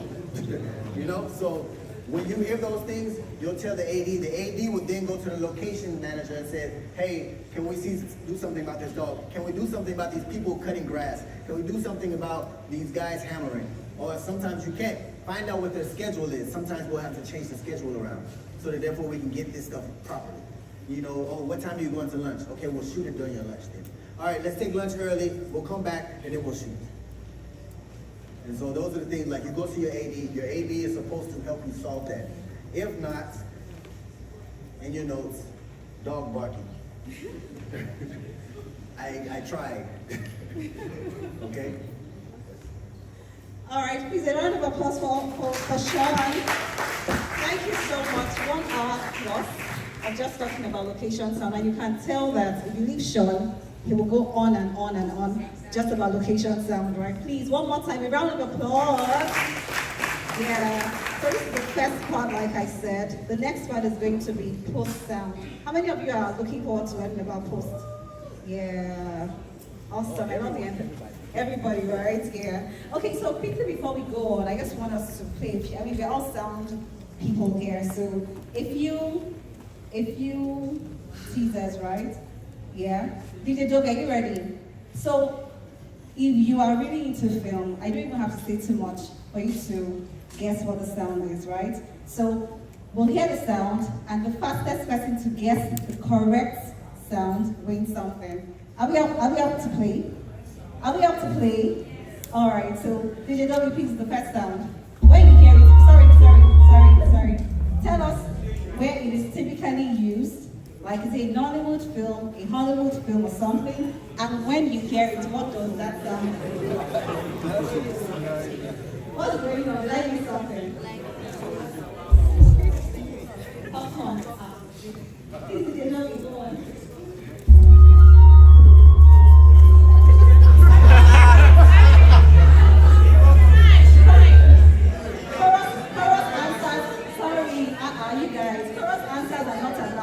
If you want to answer, raise your hand. Well, even better, come forward. The first person or the first two people to come forward win it. Can we go again?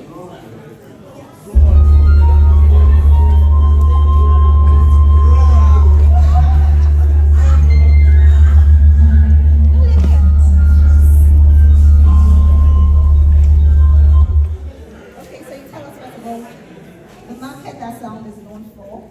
And then when you hear it, what does that sound depict? It's a village setting. And epic movies. Epic movies. Where? In India, in Nigeria, in Nigeria. Actually, in the Igbo parts. In the Igbo part of Nigeria. Okay. So when you hear it, what does it depict? Either they're going to the market or to the palace. At the palace. Audience, is she correct? Next setting, please.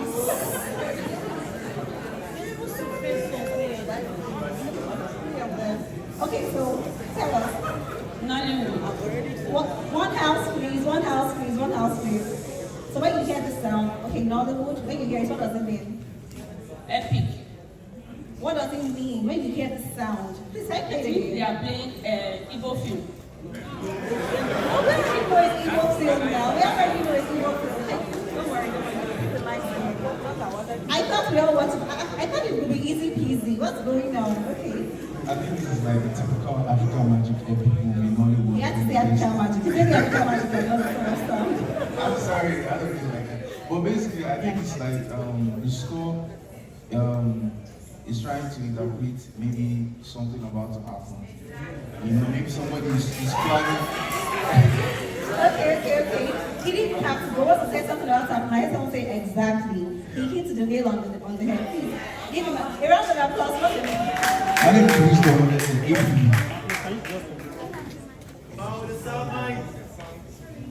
Congratulations. Thank you so much. All right.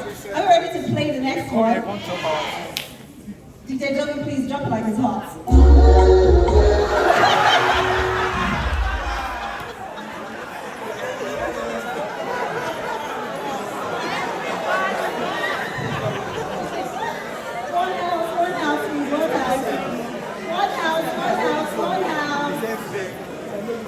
Quiet. We know our people and our people know us. We know our style. I know myself.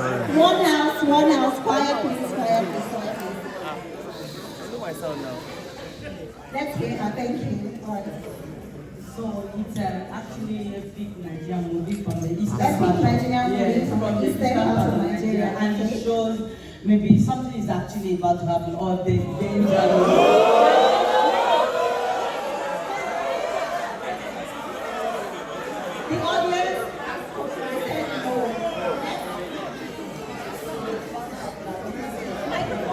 Okay, so this is a poor girl situation where she's crying. She's about to cry or she just lost a parent or business just collapsed. The friend just got taken by her uncle. You are so awesome. Thank you so much. You can tell you've watched this sort of films over and again. And you're saying, yes, all them. All right, DJ Joey, next sound.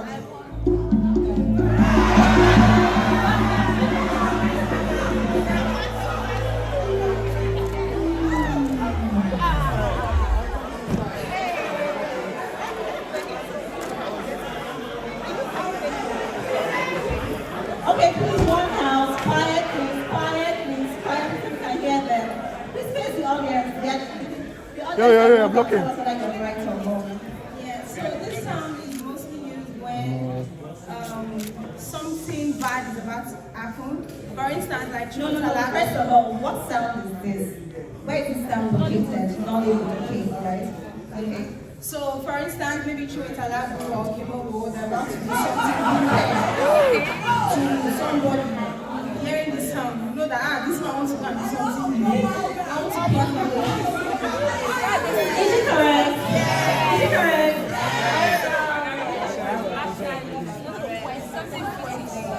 So, excuse me for not. These are courtesy our sponsors and from Malta. Thank you so much. Thank you. Thank you. What's that sound about? On the sound. Can you guys go back to your seats? Okay. Can you go back to your seats? Thank you. DJ Dobby, are we ready?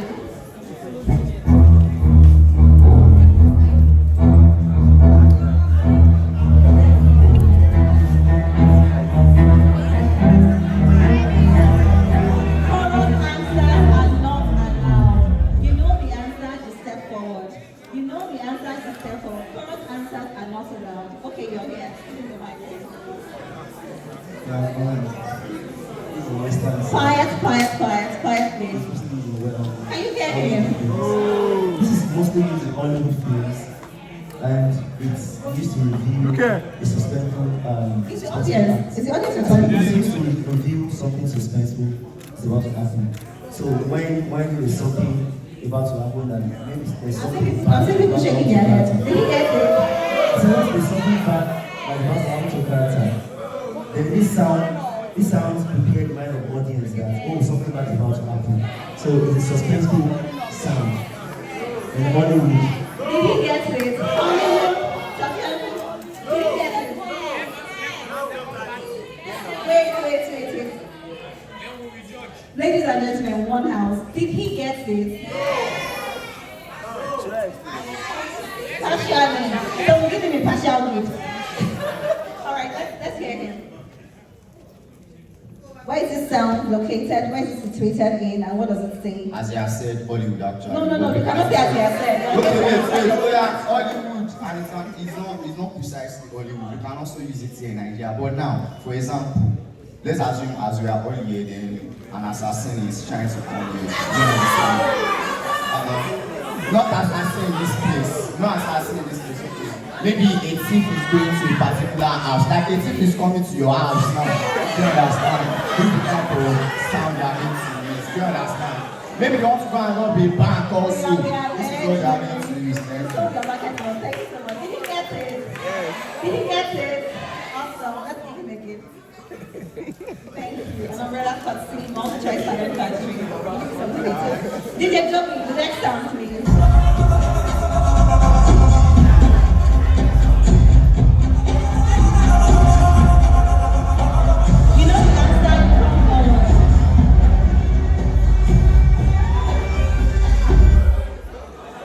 Most of you are sisters, so most of you don't know. You guys cannot interpret the sound.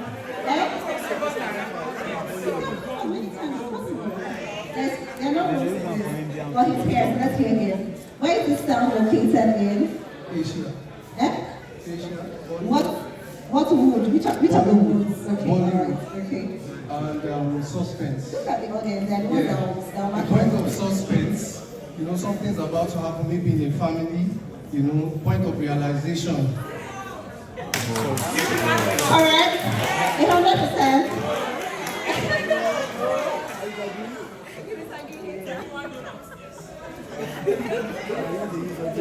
Alright, I think we have. Okay.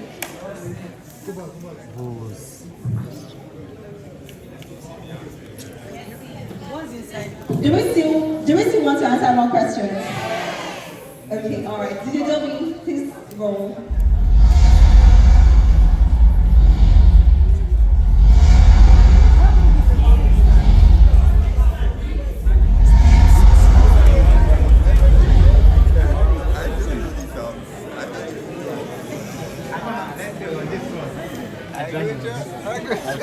You tell us where the sound is located or what the sound depicts. When you hear it, what do you know is about to happen? Check him out first. God help me. I think it's when movie is about to start. Yes. It's actually played when a movie is about to start. Is she correct? To attract people's attention. Thank you. Said yes.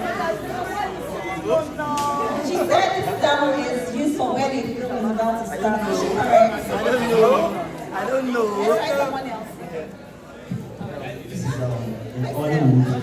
Can you all hear me? Mostly used in horror movies, where something bad is about to happen to the character, then the sound is there to help us feel what is around the A round of applause for him. Mr. Johnny, do you have more left for us? Okay. Some people really want to win stuff, so let's see how many we have.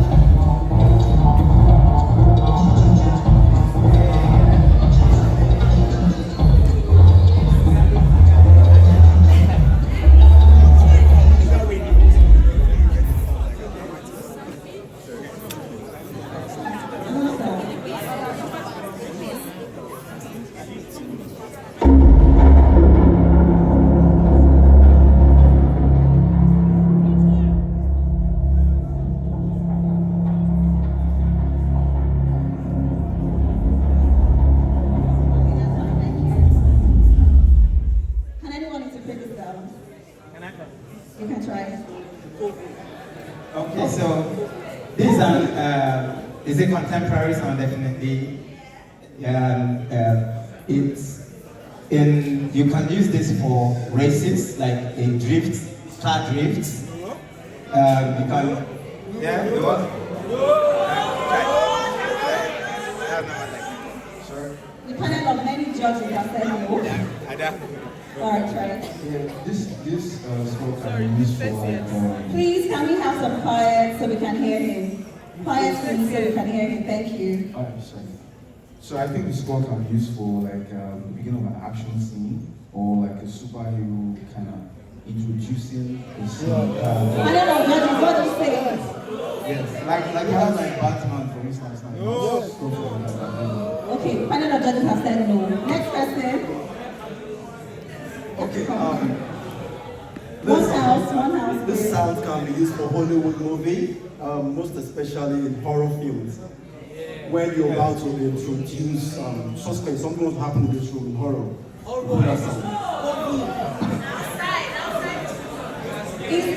Is he right or is he wrong?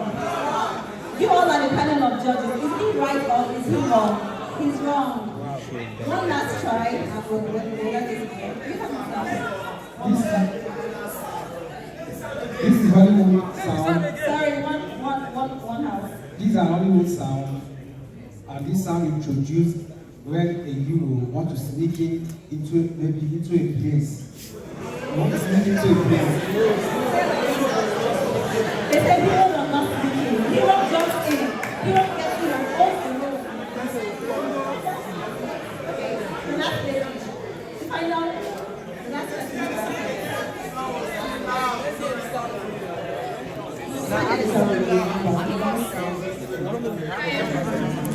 I think it's Hollywood. When, let's say, someone wants to assassinate someone, like they're up and they are targeting to shoot, so they use that. Sounds like it. Yes or no?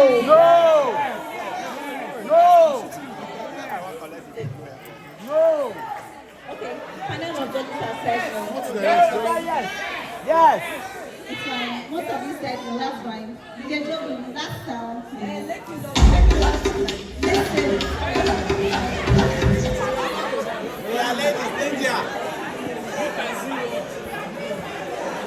No, go back to your seats. He needs to finish playing this. Go back to your seats, please. He needs to finish playing the sound. Okay. Just listen, and then if you know the answer, you come straight. That's the last sound, right? Okay, thank you. Are we ready? You're ready got to detail now. Yeah, please. Yes, the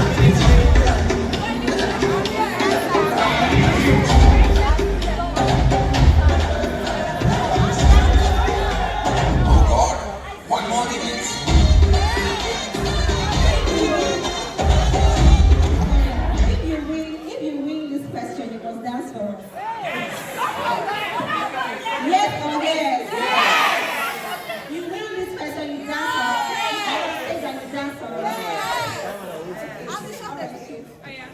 this is a Bollywood sound. When two lovers meet. You know the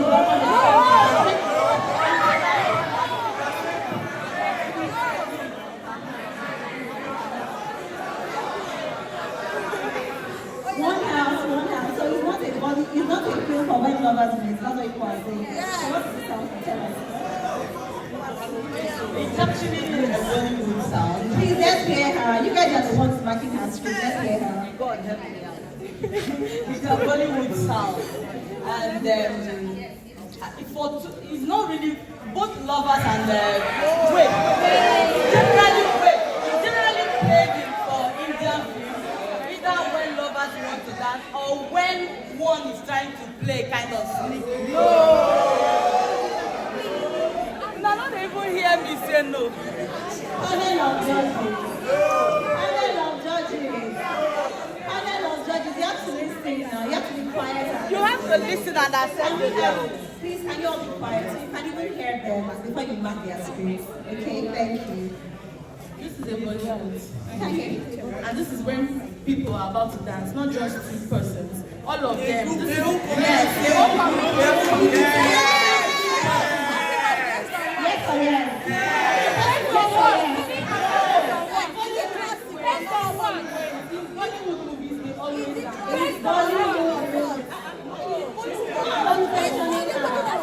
There's also something making them that we not so proud. Let me ask you now. Are they asking me? Let she get the question. Yes, answer the matter. She got the question. Come and dance around. Let me stand. Let her dance. She didn't dance.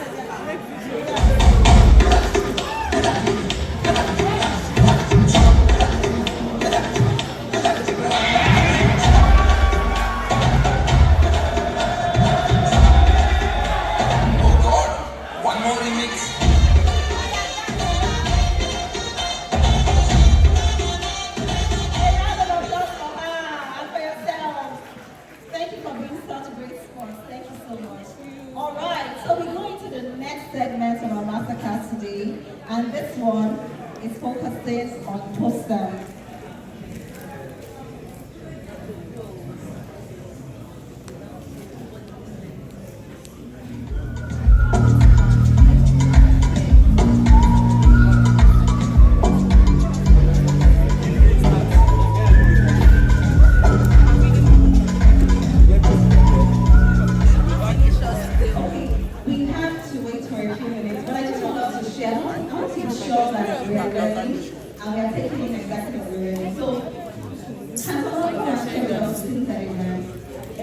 Bags are going around. I love it.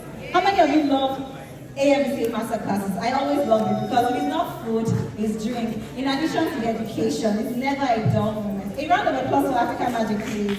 Multiple choice, and everyone making this happen. All right, so who wants to share their learnings?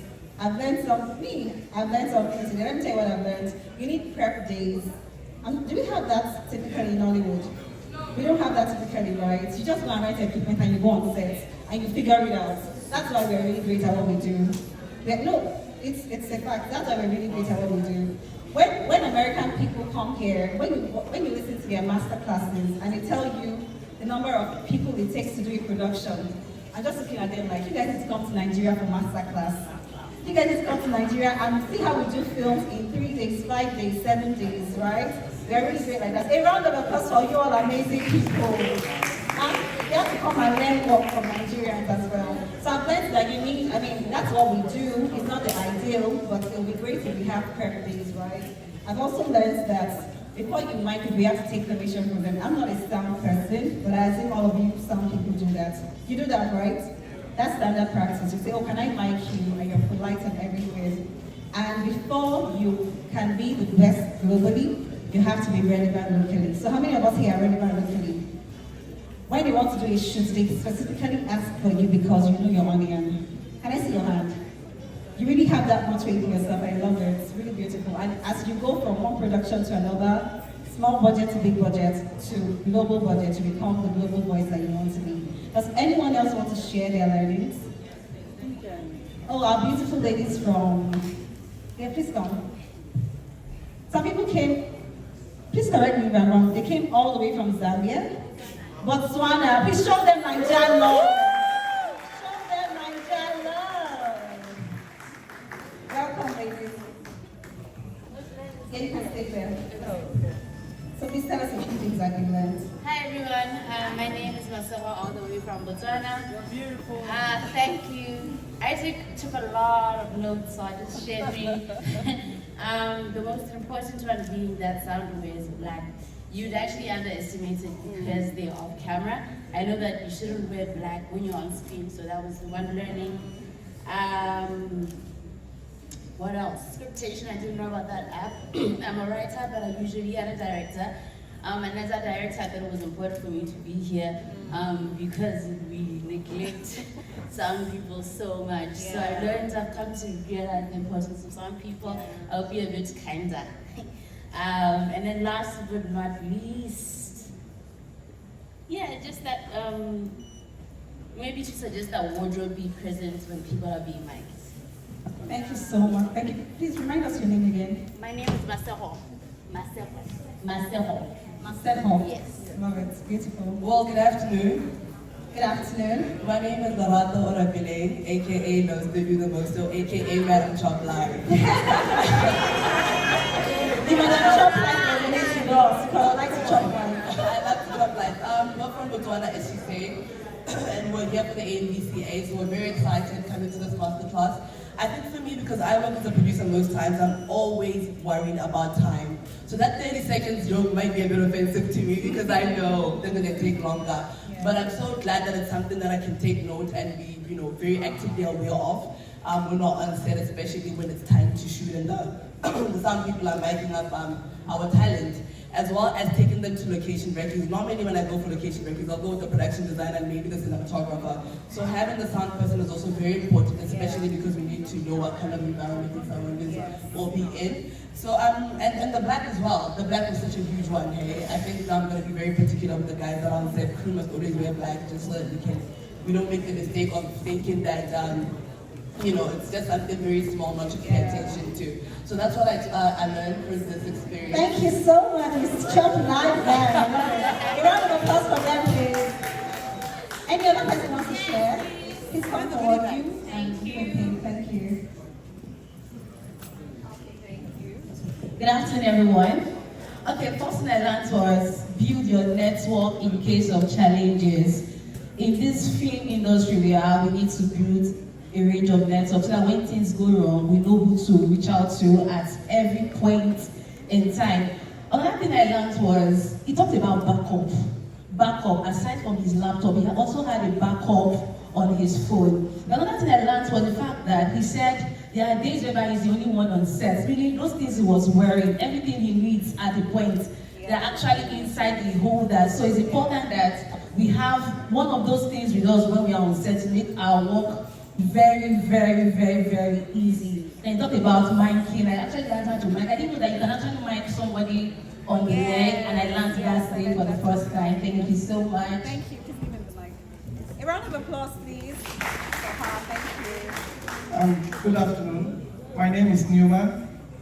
I learned some things today, though I'm not a sound person, but at least as a film producer, you'll be able to pass information to your sound men. I learned about the different microphones which are being used for filming, the consumer mic, performer mic, and the professional gear mics, which is also very important for filming. I also learned about the omnidirectional system of microphone and unidirectional microphone too. I also learned one thing which was a little bit scary, where he said if you want to mic somebody, they say snake. Please, let's be careful you shout snake so that somebody will not run from sets. That was very interesting. I never heard of that before. I also heard about the bullets, which is very good. At least if I go to any set, I'll be able to tell somebody, please don't you have a bullet to mic an actor, or your snake to mic an actor, which is what I learned too. Most of sound guys I met, in fact, I've not seen anyone, I'll say it here right now, maybe I might be wrong. Some of us don't read scripts, some of them don't read scripts. But I know that now that script is very important for sound guys. And also gave us 2 apps to use for for your script, which is situational mic app and Wingman app, so which is very important. So please, for the sound guys, it's very important that you get those apps. So it doesn't show some efficiency when you're on location. So if you're working with people, you can just go there and pick them out and show to them. Thank you very much. Thank you so much, Newman. A round of applause for Newman, please. Thank you so much. Okay, the last person. I learned okay, my name first. My name is Adeogun Kodri. My name is Adeogun Kodri. If you have 5 people on set or more than that, if the AD asks you, how many minutes is it going to take you to mic up? You say, so even if it's going to take you more than 5 minutes or that, you understand? So I learned that there's a boom line, so the tip of your boom should enter into the cam, then you take it up back, just to be sure that you are not entering into the shot, and you should be 6 to 8 inches from your characters, like from your talent.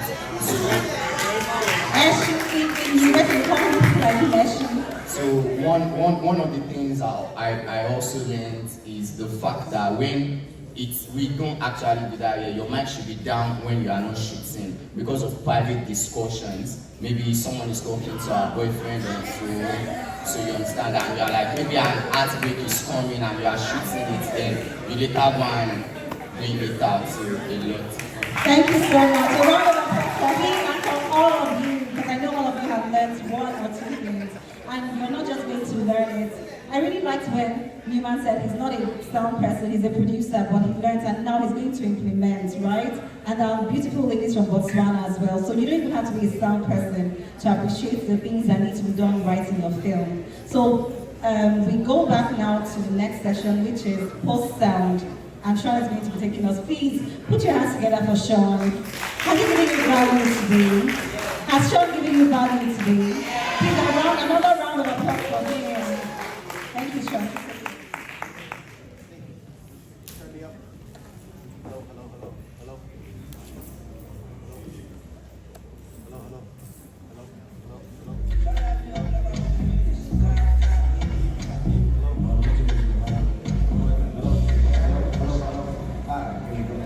All right. Welcome back, everyone, to my wonderful show.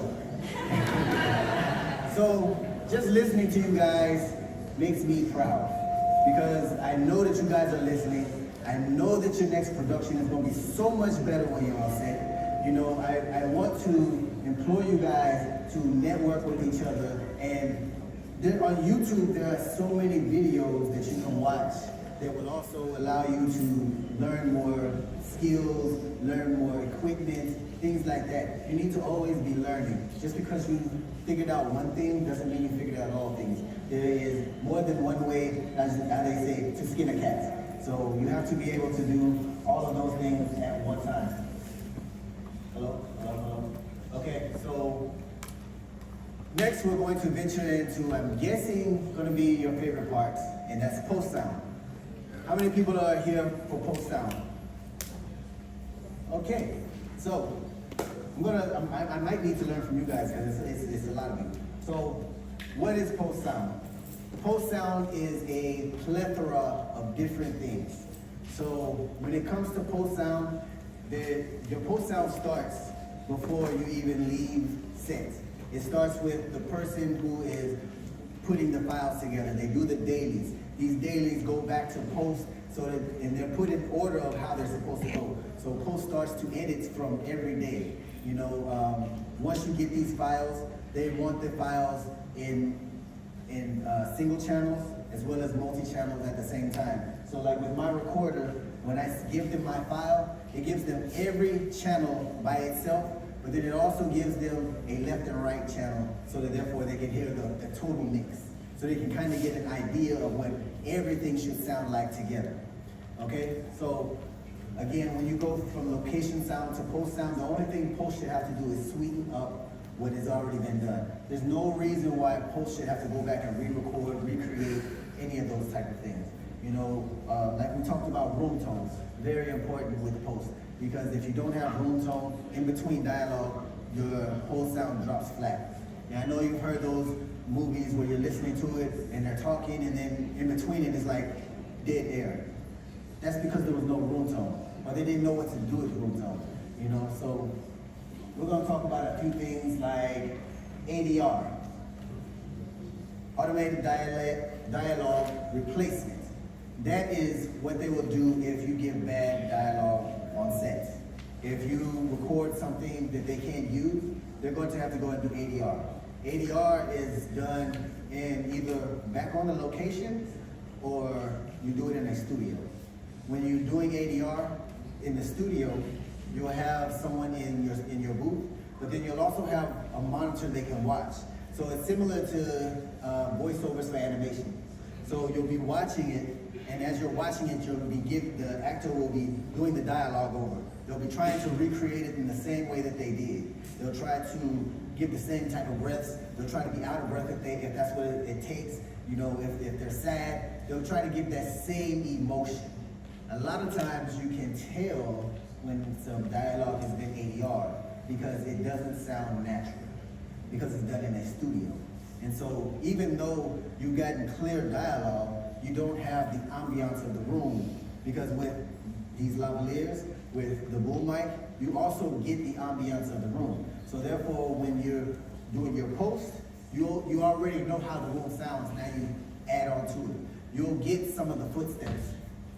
Now all you have to do is add on to it. You know, you'll hear, if we're outside, you'll hear the birds chirping, just add to it. You EQ the dialogue. That's another thing that post does. We EQ, we put reverb. You know, we don't auto-tune. That's not what we do here.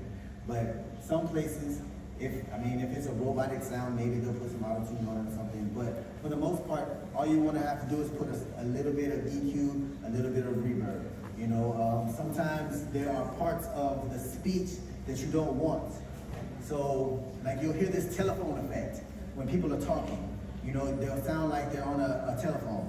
That's an EQ thing. You know, you'll take out the highs, you take out the lows, it gives you a more muddled sound. And it sounds like you're on an old school telephone, which, you know, nowadays phones don't necessarily sound like that, but they still use that sound effect so that you can understand the difference between the clear dialogue and the telephone dialogue.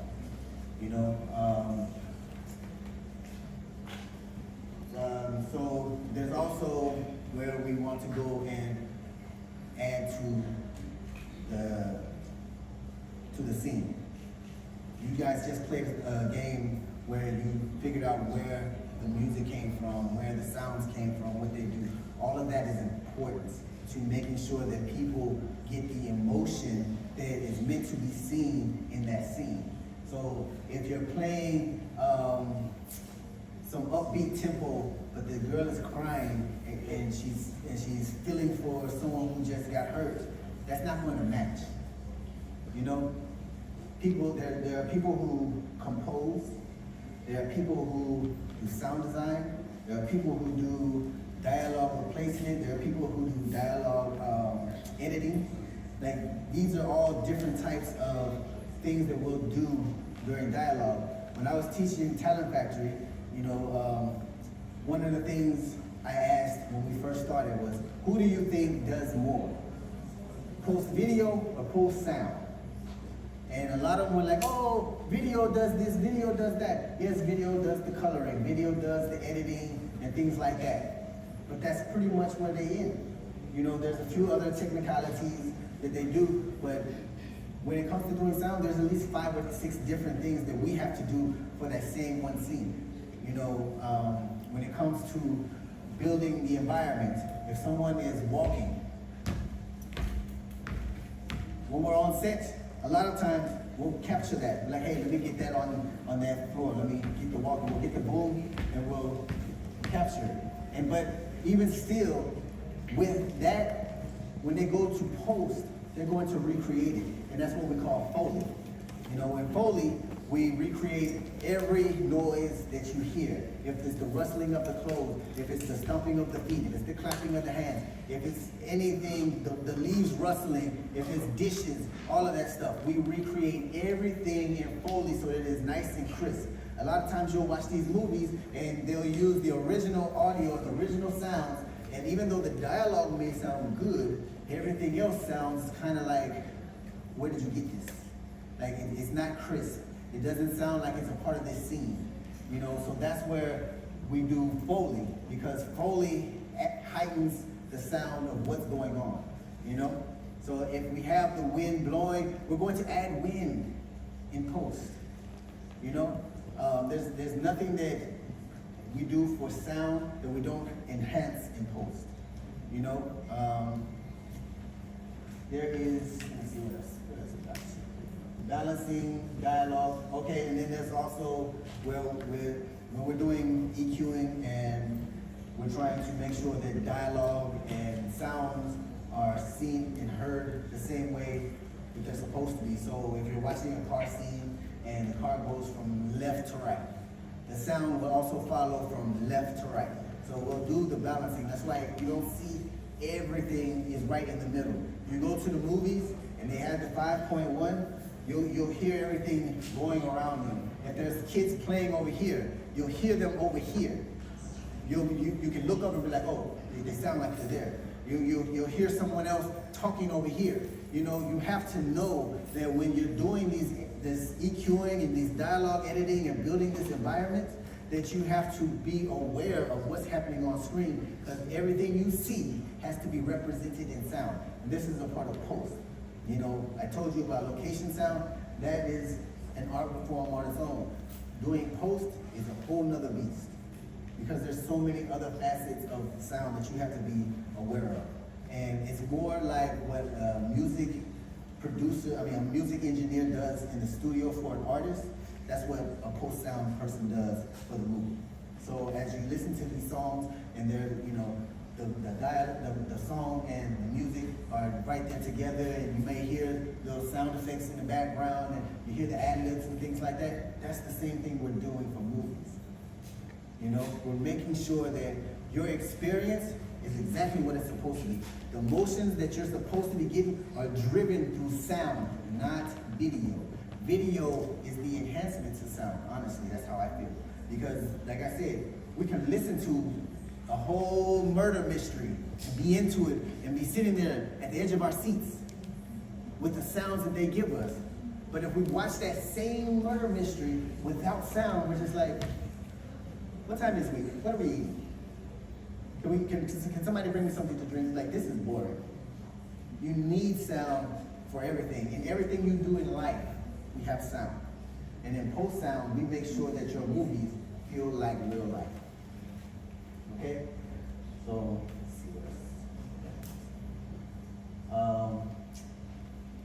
When it comes to exporting your dialogue, there are a couple of formats that you're supposed to use. You can use WAV and MP3 if you're doing like YouTube and stuff like that, but you want to use bigger files like, well, MP3 is for YouTube. WAV and AAF, those are for what you need to send to post. Those are going to have the files that are big enough so that they can be able to squash them if they need, which is compressing. So compressing will allow you to take a bigger sound and make it smaller. It'll also allow you to take a smaller sound and make it bigger. So, but you also have to watch out how you compress, because you can over-compress something. Just because you're trying to make it bigger doesn't mean that it has to be so big. So you also have to train your ears. There's an app that I used when I was training for music. It helped me train my ears, and now, you know, like, I probably hear things that you guys probably don't hear on a regular basis. And it's a app called, well, it was a program, I don't know if it's an app now, but it's called Golden Ears. And it gives you a lot of different scenarios of listening carefully, listening to understand what's going on around you. Because when you're on location and you're listening, you're at Reggie and you're in the sound mixer, while they're talking, you're walking around and you're listening. And when they're done saying, okay, this is a good place, you'll say, okay, this is not good for sound because of this, that, and the third. This refrigerator is too loud. Okay, can we unplug it? No. Okay, we need sound blankets. Okay, can we, are we going to be able to hear all of these other things? Because all of this stuff goes to post, and you can't fix it. excuse me, you can't fix everything in post, nor should you have to. Post is to sweeten what was already got on set. Add to. We're going to add the music. We're going to add the scene, the ambiance. We're going to add to the dialogue, because that's what post is for. We want to make sure that we choose the right dialogue. We're going to cut it properly. We're going to make sure it's in sync. We're going to make sure it's on time, and therefore the rest of the film will go along, and everyone will watch it and will be like, that was wonderful. That was wonderful.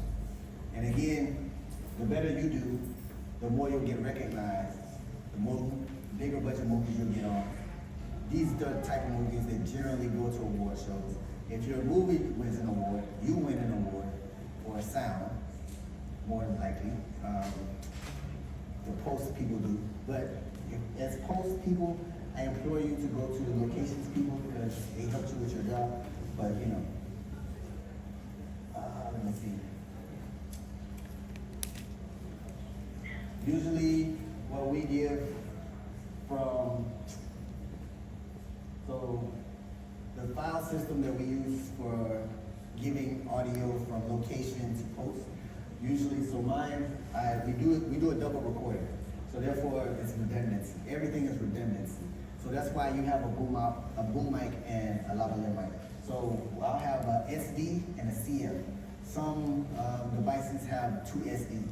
You know, some will allow you to do SD, and also they'll send it to the cloud, because you also want to be able to cover yourself and say that if these files got corrupted, I have a backup to send to post. Because post sound and location sound generally work together, even though they probably don't never mix.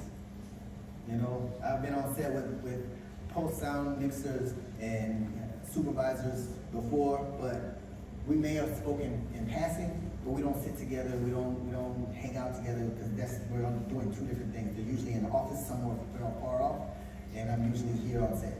So, but we all work together, because when it comes down to what's wrong, the post supervisors want to send it back to the person who did the dailies, and they're going to tell it to the AD, and they're going to bring it to you, and this may be your last job. Everything is always might be your last job. You know, when it comes to doing movies, and that's not even just sound, that's anything. Anything could be your last job if you mess it up. You know, people are always looking for you to be perfect. So you have to make sure that what it is that you're doing here, you know the workarounds, you know the software, you know, so if you're doing like noise reduction and stuff like this in post, you know, there's software like Isotope and things like that you can use to help take out backgrounds. It can help to add to your background, you know, take out clicks and pops and hums, you know. You have to be able to know how to sweeten up someone's dialogue, or the voice is too deep. What do I do? So when I do my EQ, I will dip that frequency so that therefore it doesn't show up anymore. So now, instead of it being super deep, now it gets a little bit higher, because the deep part is no longer there. Or if it's too high, you do the same thing for the other side, you know? So mixing and balancing, you know, we talked a little bit about that.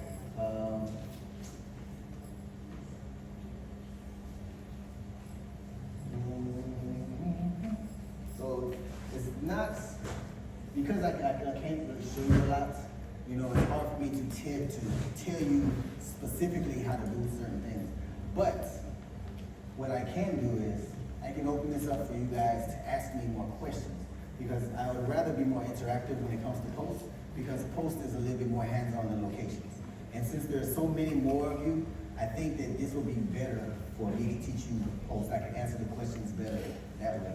So if we could start with the Q&A for post, and we can get the microphones, please. Cola. Can we get the microphones for questions? Yeah. So there's also, when you're doing your editing for dialogue, some of the best software to use is Pro Tools. Some people use Audacity, but Pro Tools does everything. It's not just for music. So if you have a question, please raise your hand.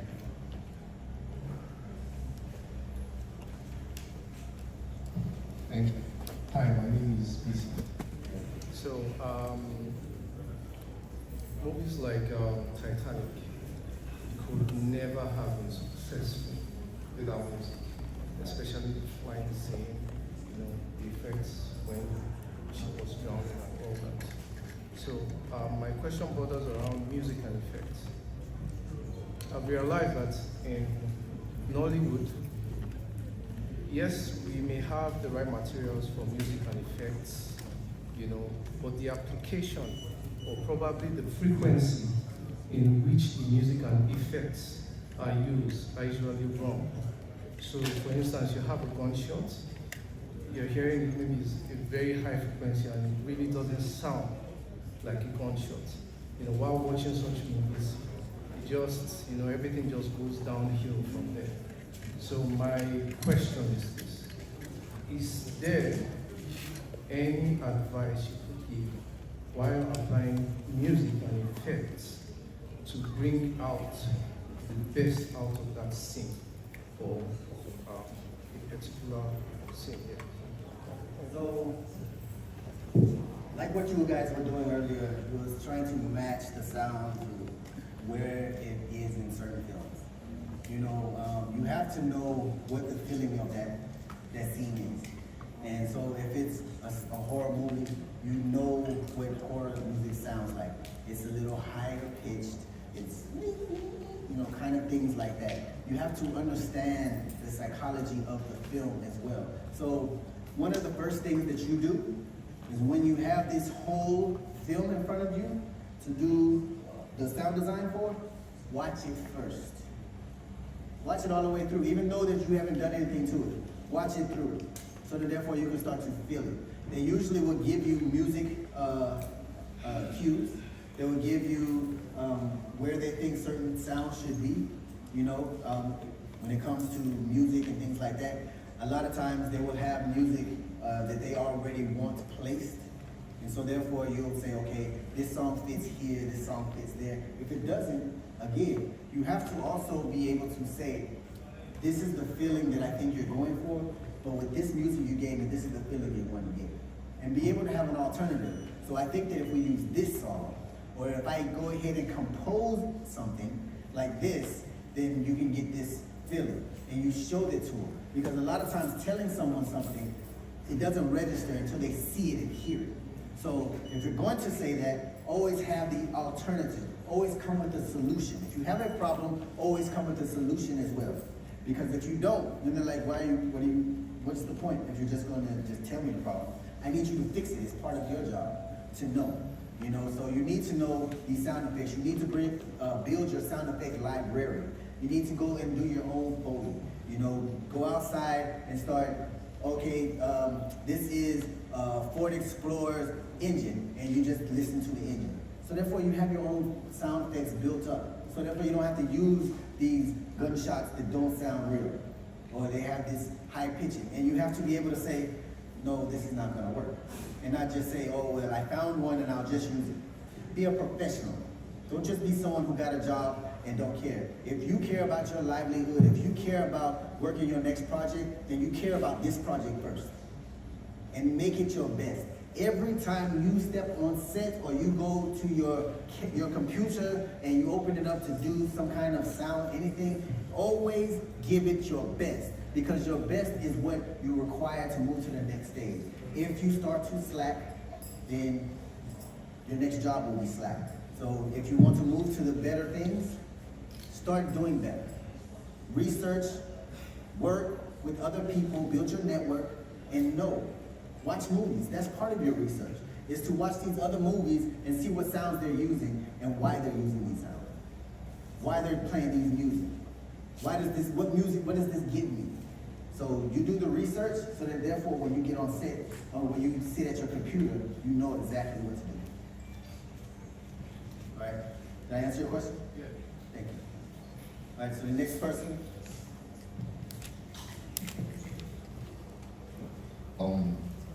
Good afternoon. Good afternoon. Yeah, the thing is, actually, I work a lot more for the Yoruba industry.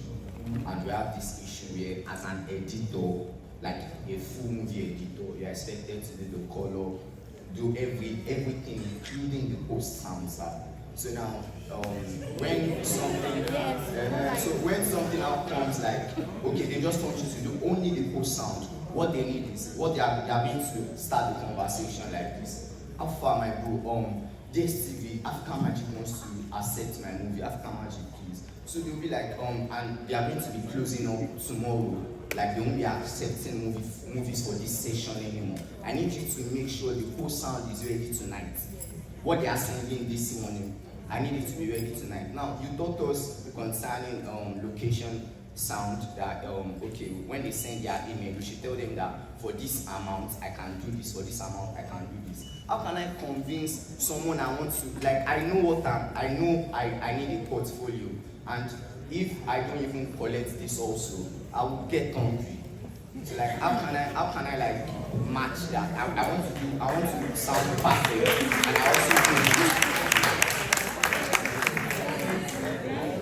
So what he's talking about is having integrity in what you do, not being the kind of person who says, oh my God, you need it now, I'll do it now, even though I know for a fact it can't be done properly. You tell them, tomorrow, how long is this? Oh, it's a feature film, an hour and 30 minutes, and you think I can do this in overnight. Okay, so if I can do this overnight, you will pay me this amount, because it will be a rushed fee. Because you should have given it to me way back when. And you have to stand firm on that stuff. Like, you can't just accept things just because they're offered to you. You know? If you accept anything, you'll fall for everything. And you'll always stay where you are. Have integrity in your work. Have integrity in what it is that you put out. If you cannot give it your best, do not accept it. You know? Tell them that it's going to take me this long. Now, what is it you need? You want me to just make sure that the levels are right. Oh, yeah, I can do that. Oh, but I need to go in and do the dialogue editing. I need to add some coding. I need to do the background. I need to do all of these things. Okay, it's going to take me at least a week and a half, 2 weeks. That's the fastest I can get you everything and get it done properly. Oh, well, they won't be accepting anymore. Okay. Then you'll go to the next thing. You know, but I'll give you a product that you can take to anywhere. And when AMVCAs decide that they want to reopen, you can resubmit. But I won't do this job just because you want to rush. Because my name is on it. I have to be proud of what I do. And that's with anything you do in life. You have to be proud of what you do. If you're not proud of it, don't do it. Did I answer your question? Yeah. Can I get her?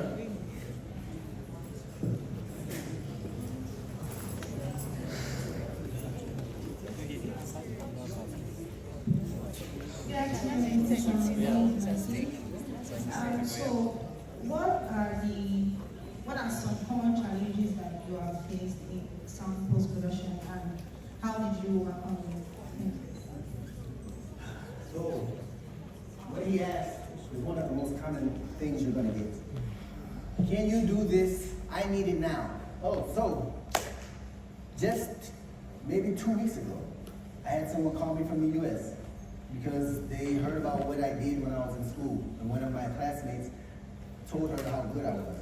And she was like, okay, I had someone else who was supposed to be doing this post, and I gave them a good 2-3 weeks to do this, but then they turned around and they couldn't do it. I need this in like the next 3 days. Can you do this? It's just 2 shorts. There may be 5 minutes to 7 minutes a piece, but I need you to do everything. No. Let me see if I can find someone who doesn't mind doing that, because it's going to take me longer than that. Because first of all, I'm a perfectionist when I'm doing my post.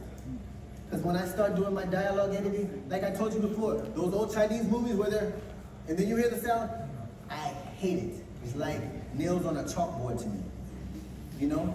So I'm gonna make sure it's right. And then I love to build the environment. That's one of my favorite things to do. So I'm not gonna just give you some stuff and say it's done because I put something there. I'm not gonna just add music just for the fact of adding music. Because if it's got my name on it, I must be proud of it. Okay?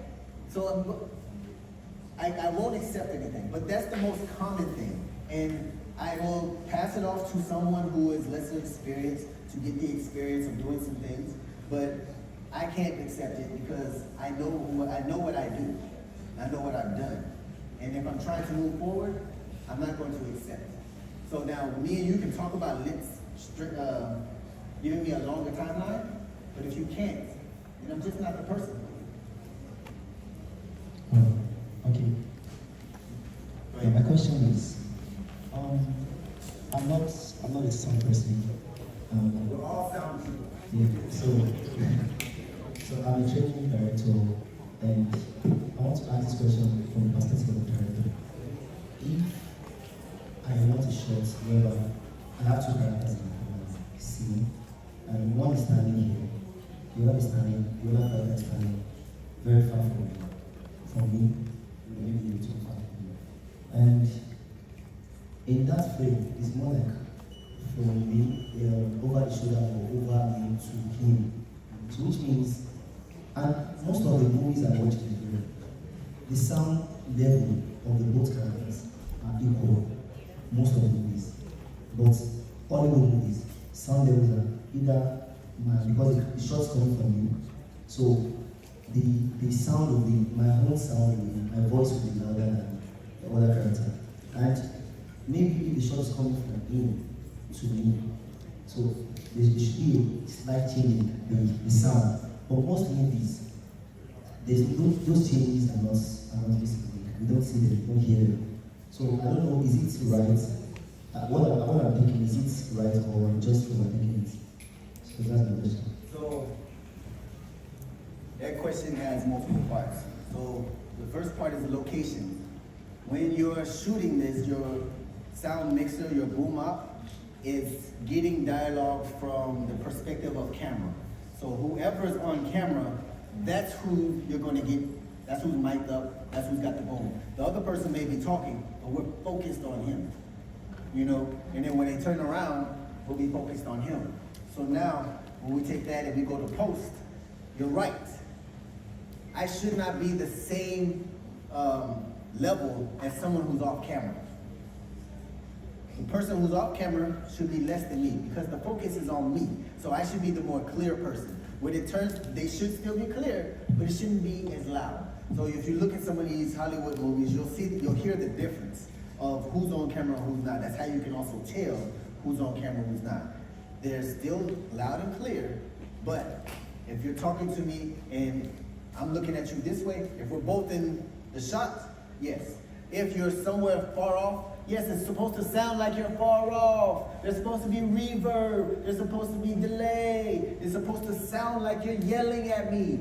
But if we're talking normal, side by side, then yeah, we're gonna be equal. So you as a director, you should be one of the people who are watching it before it is said that it's done. So when post is saying, okay, here's time for producers to look at it and see what they think, you're supposed to be in there too because it's your vision as well. You know, you're the one who's telling the story. The script writer wrote the story, the director visually tells the story, the sound post hears the story for you. So you're supposed to go in there and say, no, I need this to happen. Put it in your notes. And so when you're done, these are the things that I think needs to change. And if your producers don't agree with you, that's a whole other conversation. Because you're the director and they're supposed to be listening to you because it is really your vision. Even though it's their story, it's your vision. You and the DP.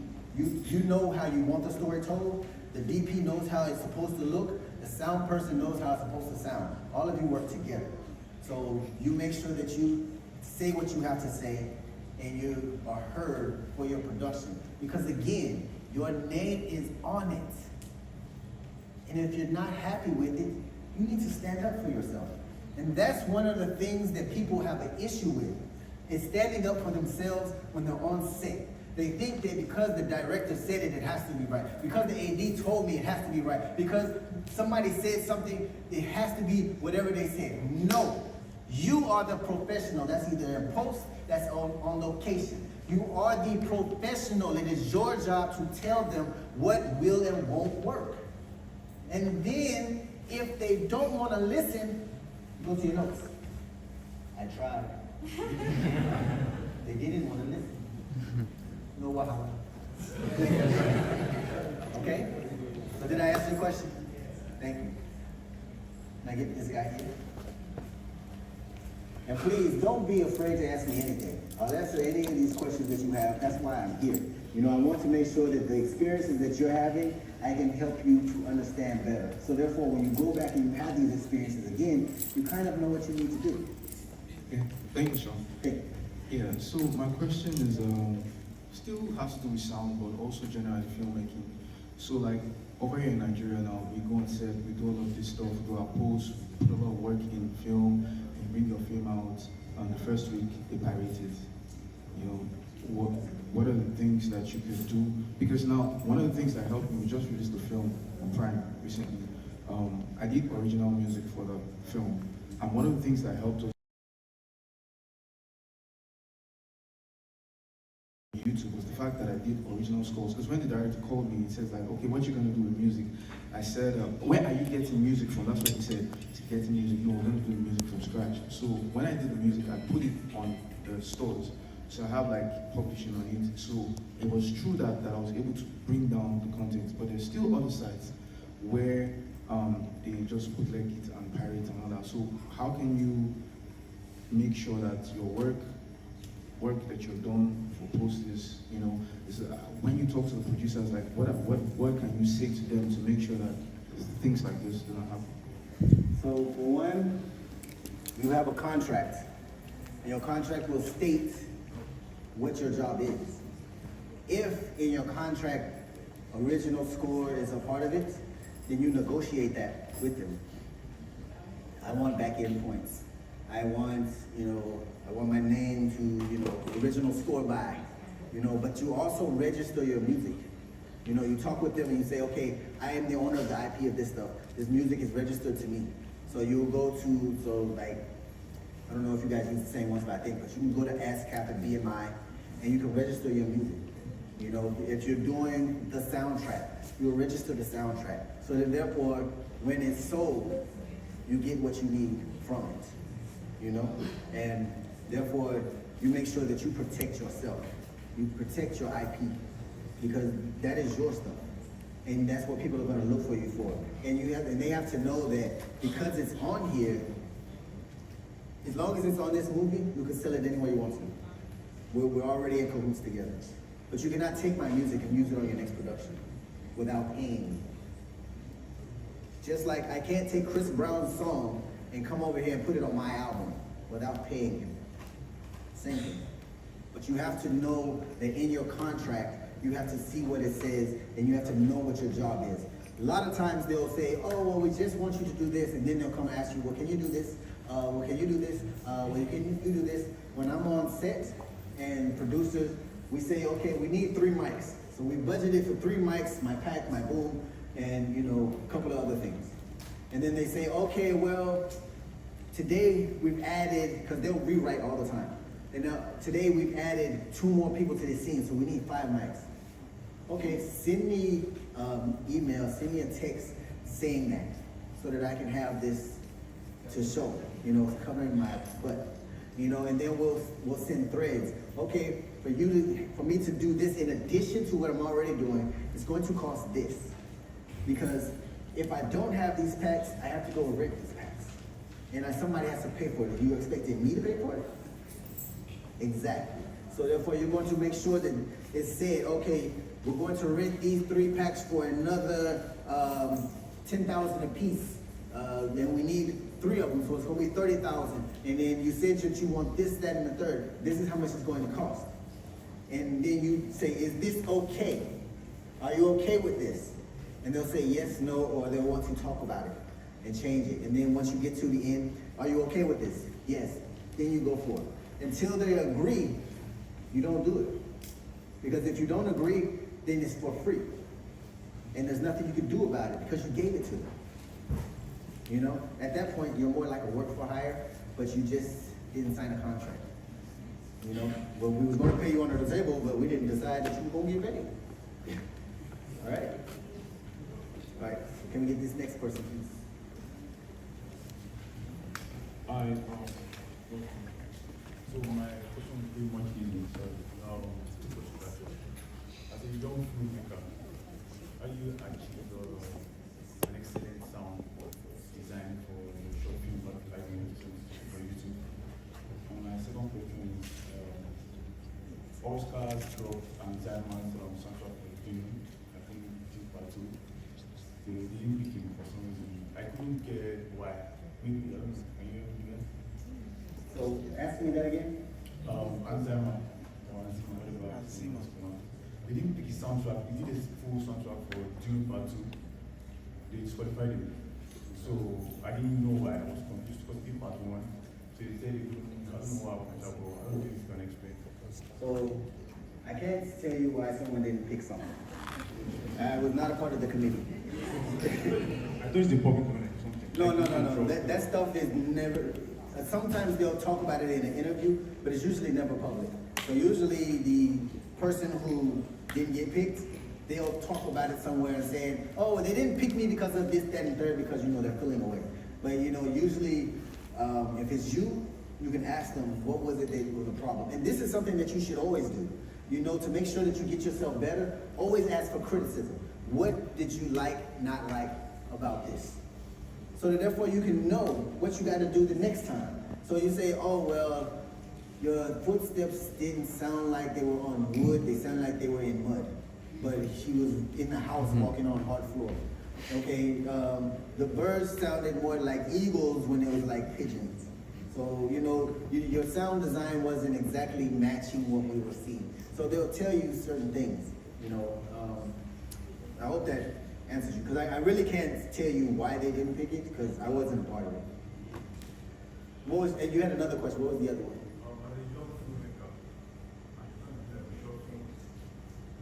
As a young filmmaker, trying to do like a short film, like even someone like you is a professionalist, what do they do? Like, how do they get the right to, they have a very small budget.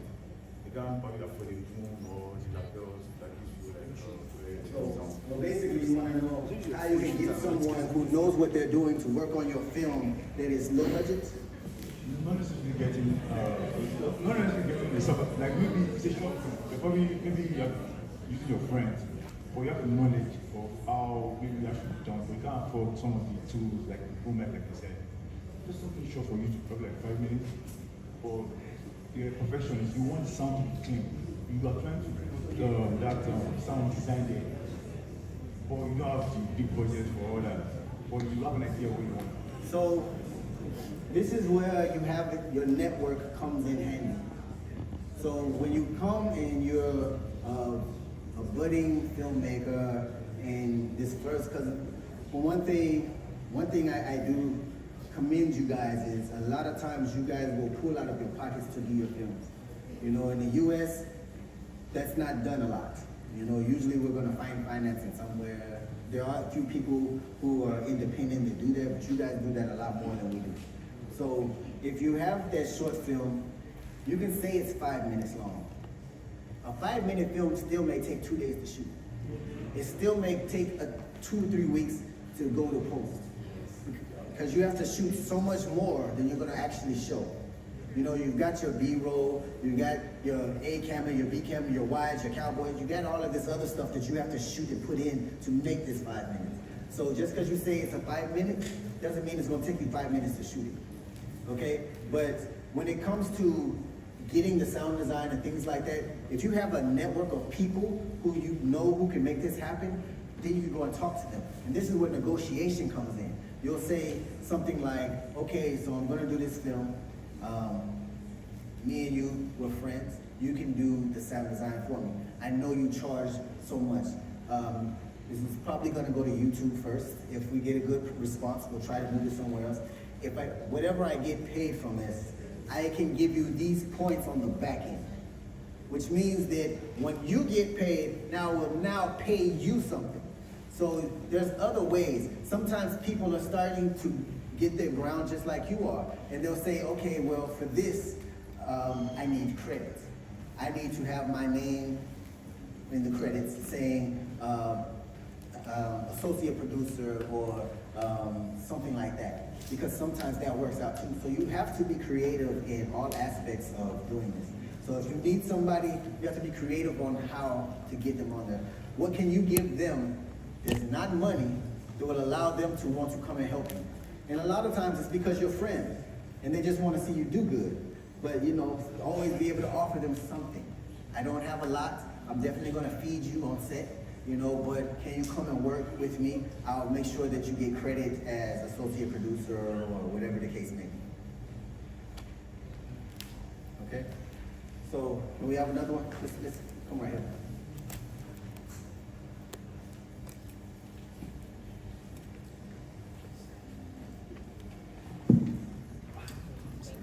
Good afternoon, everyone. So please, I want to ask you real practical questions. What would you do in such scenarios? I have 3 scenarios for you, sir. Okay, let's do one at a time. Yes, please. The first scenario I have for you, you're in a set, and suddenly there's a fire outbreak on the engine. Recording is going on. What would you do? That's one. Things that Hold on, quiet. Let me answer a question for this. So, if you're on set and something unexplainable happens, you're just gonna shut down.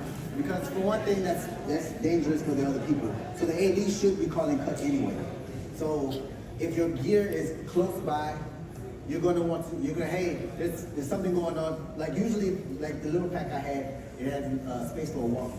Most sets in the US will have walkie-talkies so we can talk to the AD, I can talk to my team, whatever. I will go on the channel for the AD, hey, there's a fire over here, I'm cutting, I have to move my stuff. And they will understand that, because if you don't move that stuff, they have to buy all of this. And they would have to buy it from scratch, because there's no repairing it after fire damage. You know, I can't send it back to Electrosonic, and they'll say, oh, okay, we'll give you new motherboards. No, we'll buy it brand new. And that's the time to upgrade. So, but for that, that's what I would do. Scenario number 2. Okay, scenario number 2. You know that some set locations you go to, we have talks. Now, set is going on, filming is going on, talks comes out from nowhere, and they pick your equipment. What would you do, sir? So, for one, your equipment should always be secure. Hey, quiet, calm down. Let me answer a question. So, for one, your equipment should be secure on set regardless. When you sign these contracts are supposed to say that your stuff will be secure.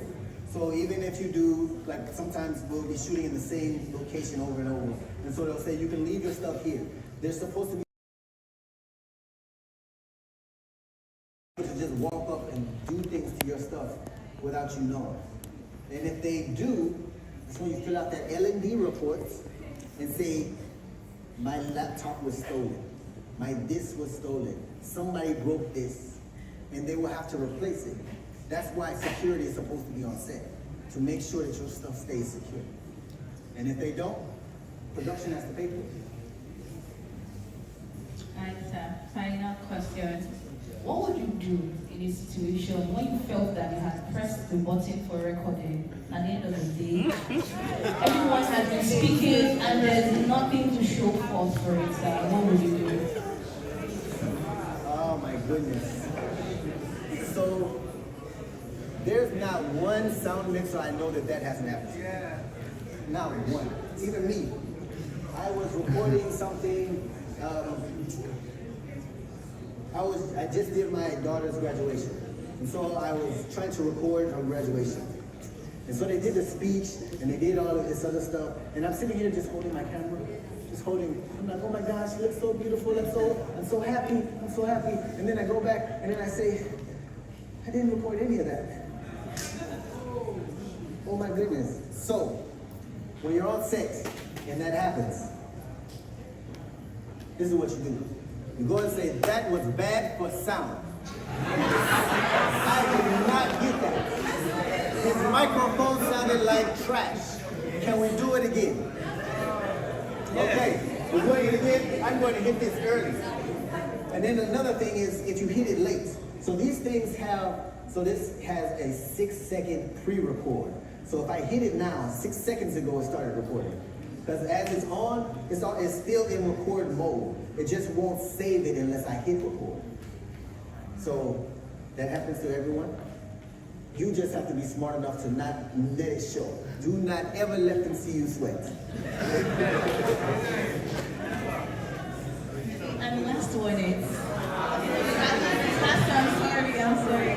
It's okay. The last okay. one is rain. You know, there are times you are shooting and you are sure that rain is not going to fall, and there are no plans for any shelter or whatever, and suddenly in the middle of production, the heavy downpour without any sign. What happens? Okay, so at that point, for one, they're going to cut anyway, especially if you're outside. So if you're outside and it starts to rain, they're going to cut because they want to save cameras. They don't necessarily care about you until you tell them they're going to have to pay for it. But the cameras, that's always their number one focus. So they're going to stop to cover cameras. At that point, you do the same thing. There are different things that we can put on our gear that makes it waterproof. I actually have a poncho that I can put my harness on, put my bag on, put the poncho over it, and I can record it. It has a clear, as a matter of fact, let me show you.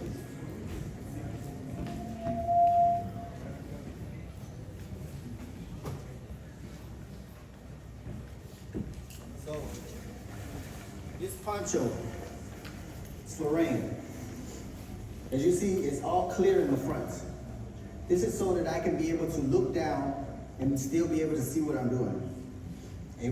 Nothing will get messed up, and I can continue to do my job. But you also have to make sure that talent is not in the rain, because these packs are thousands of dollars. Yes, you can put things on it, and so generally what we'll put on a pack to keep it waterproof is something that most people will laugh about when you say it, and you put unlubricated condoms on your pack, and then you tie them. That will allow the signal to come through, but it will keep it waterproof. Nowadays, they make some that are waterproof that you can actually go swimming with. They're airtight. So if you don't have those, you make sure that like I said before, you're supposed to be Johnny on the spot. You're supposed to have everything you need plus everything you don't need. Just in case, because I was reading that it may rain one day this week. There's a 20% chance. It may not, but that 20% says it could. So I'm going to make sure I have rain gear. Or I'm going to tell the production in the ahead of time that we need to buy rain gear just in case. If they choose not to, and it starts to rain, then it's on them. It's on them to figure out what to do. And you'll tell them, I can't use my gear in this. These are electrical pieces. It's digital. If it gets wet, it will stop. If the water gets inside and corrodes my motherboard, I have to buy a brand new. That's not production. Production will do that. Hello? Hello? Okay. So, that happens too. Sometimes equipment just does what it does. You know, I have been on set before. My very first production, I was on set. None of the mics are on. None of the mics are on. Okay. So my very first production, I was on set, and we were in. Okay, so my first production, we were on set. The very first time I was a mixer, I had been following this other mixer who had showed me just about everything. I learned how to build the cart, all of that. I'm sitting there, I'm so proud of myself. We're getting through the day, it's halfway through, we're almost at lunchtime, and everything cuts off. My whole cart just cuts off. I'm like, oh my God, oh my God, oh my God. I don't know what to do. I don't know. I'm moving so fast. One of the guys who brought me on was like, brought me to the side and said, calm down. Breathe.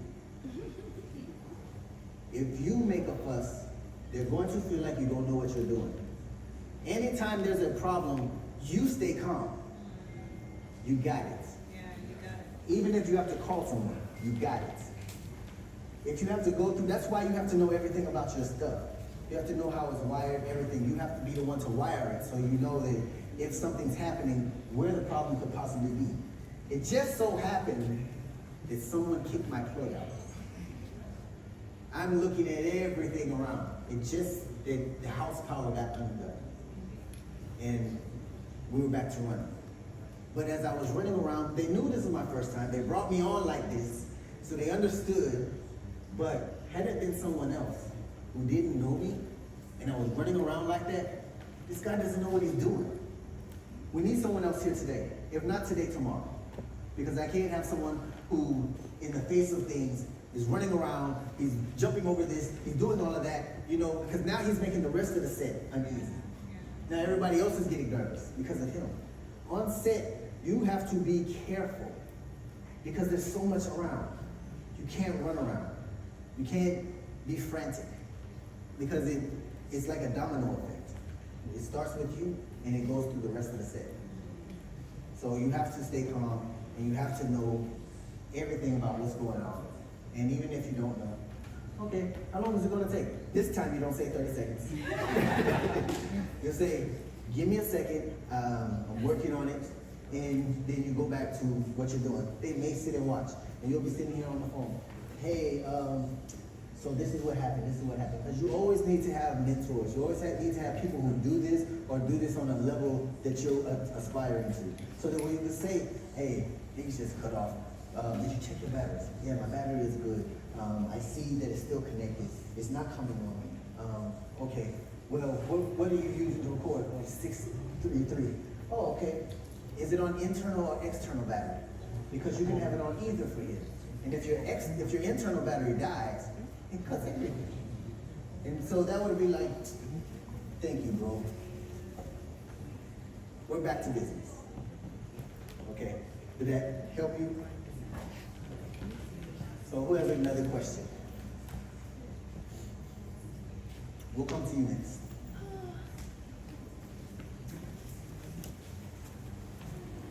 I'll just use my voice. Okay, my name is Johnson. I just want to ask, in a typical in the current situation that we find ourselves as both filmmakers and content creators, you realize that because of the kind of work you want to do, you might not be able to afford this gear, as it were. However, what's your alternative for someone who probably works on the phone? I think that's where his question was coming from. What are the easier alternatives to these things? So, with that, if it's an independent film, you can use whatever you want. If your independent film is scheduled to go on something like Netflix or Amazon, they have requirements of the type of gear you have to use. There's no working around that. You have to use that or something better. They give you the bottom, but you can use anything better than that. Independent film, do you want to use a Zoom recorder? Fine. If you want to use the H4n handheld recorder, that's on you. But just understand that you will not get the same quality that they give you. This is, Sound Devices is the line when it comes to Hollywood production. You can't go below that. Sennheiser is the line. You cannot go below that when it comes to lavaliers. Okay? So that's just for Hollywood standard. Independence, you use whatever you want. Whatever you feel like is going to work. Whatever you feel like is going to sound good. If you have someone who has this who's willing to help you, use it. Not saying that you can't get good sound from these things. I never said that. I just said that you also have to know how to work these things to get that good sound. So you need someone who understands gain staging. You need someone who also understands mic placement and the type of mics to use.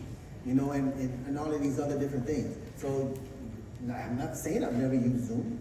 I've been on productions that, you know, I did reality shows with a Zoom pack strapped to me and they had Sennheisers on and it still sounded good.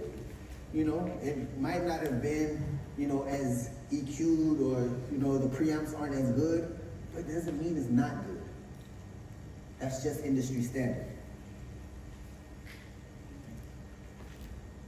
All right, so I answered the question. All right, so let's get my guy right here.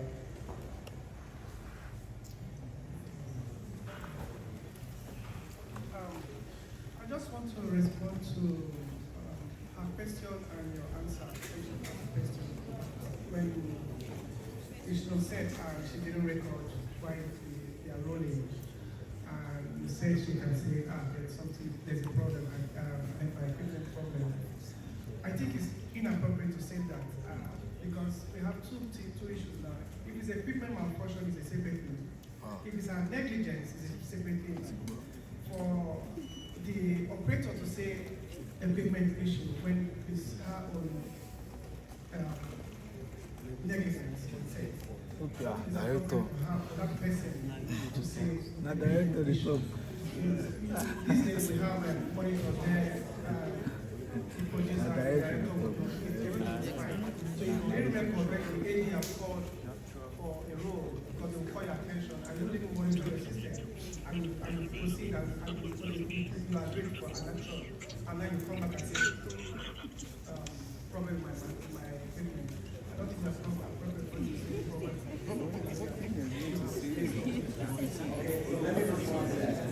So the reason why you won't go and say, oh, I didn't record that, is because that will be your last recording. When you say those kind of things, they look at you lesser. And your equipment is an extension of you. So if you didn't, you did have an equipment malfunction. Your brain. So that is saying equipment malfunction is the way to keep your job, but to also get what you need. And people don't say, oh, I can't believe you didn't record it, because it's going to be a whole conversation when you say, I forgot.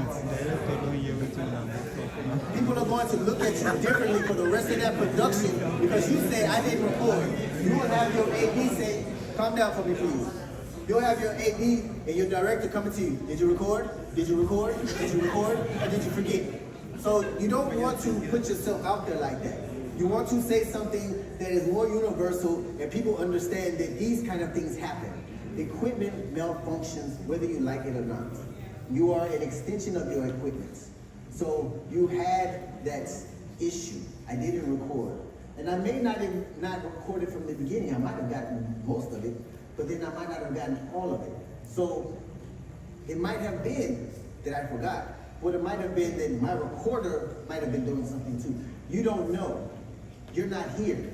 There's no monitoring you can do from outside to tell you what happened here, except for me.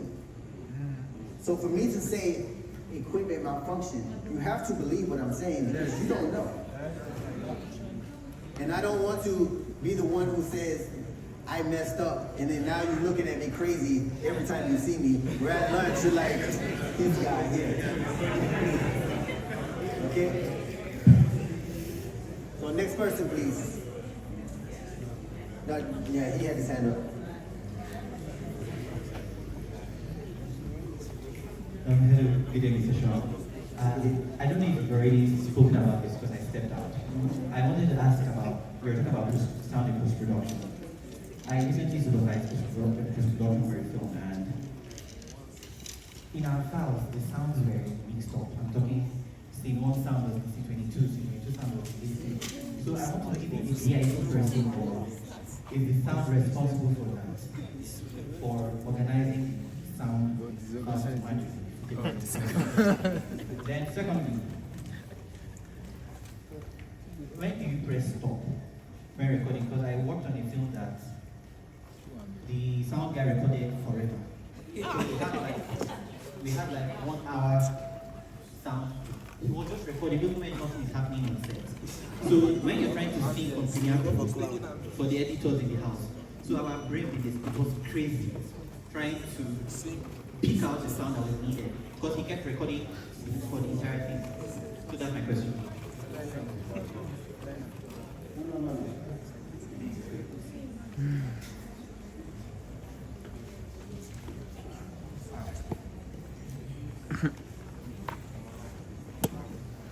Sorry, very much.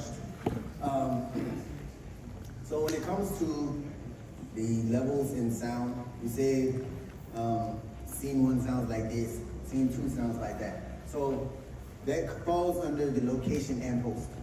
So in location, it's about the microphones. You are supposed to use the same microphones throughout the same production. So like on Wingman, the app, it will say microphones, and you tell them I'm using the Sennheiser 416 for my boom. I'm also using the Deity mic for my inside boom. I'm using Cost 11 microphones for my wireless. So therefore, they know what you're using and they can color it for that. So therefore, when you're doing that, if you change microphones at any time, it's going to sound different. But when it comes to the final production and listening to the final of everything, it is post sound that is supposed to make everything sound like it came from the same place. Every time you hear Michael talking, it should always sound like Michael at the same level in every scene, you know, but it also requires you to do great sound design, dialogue editing, and leveling as well. So it's a two-part that more than one person is supposed to be in charge of making sure everything sounds the same. I hope I answered that.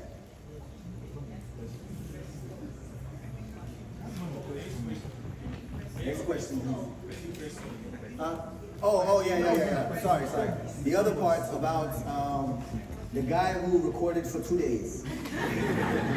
So, I couldn't tell you why he did that. That is not a professional thing to do.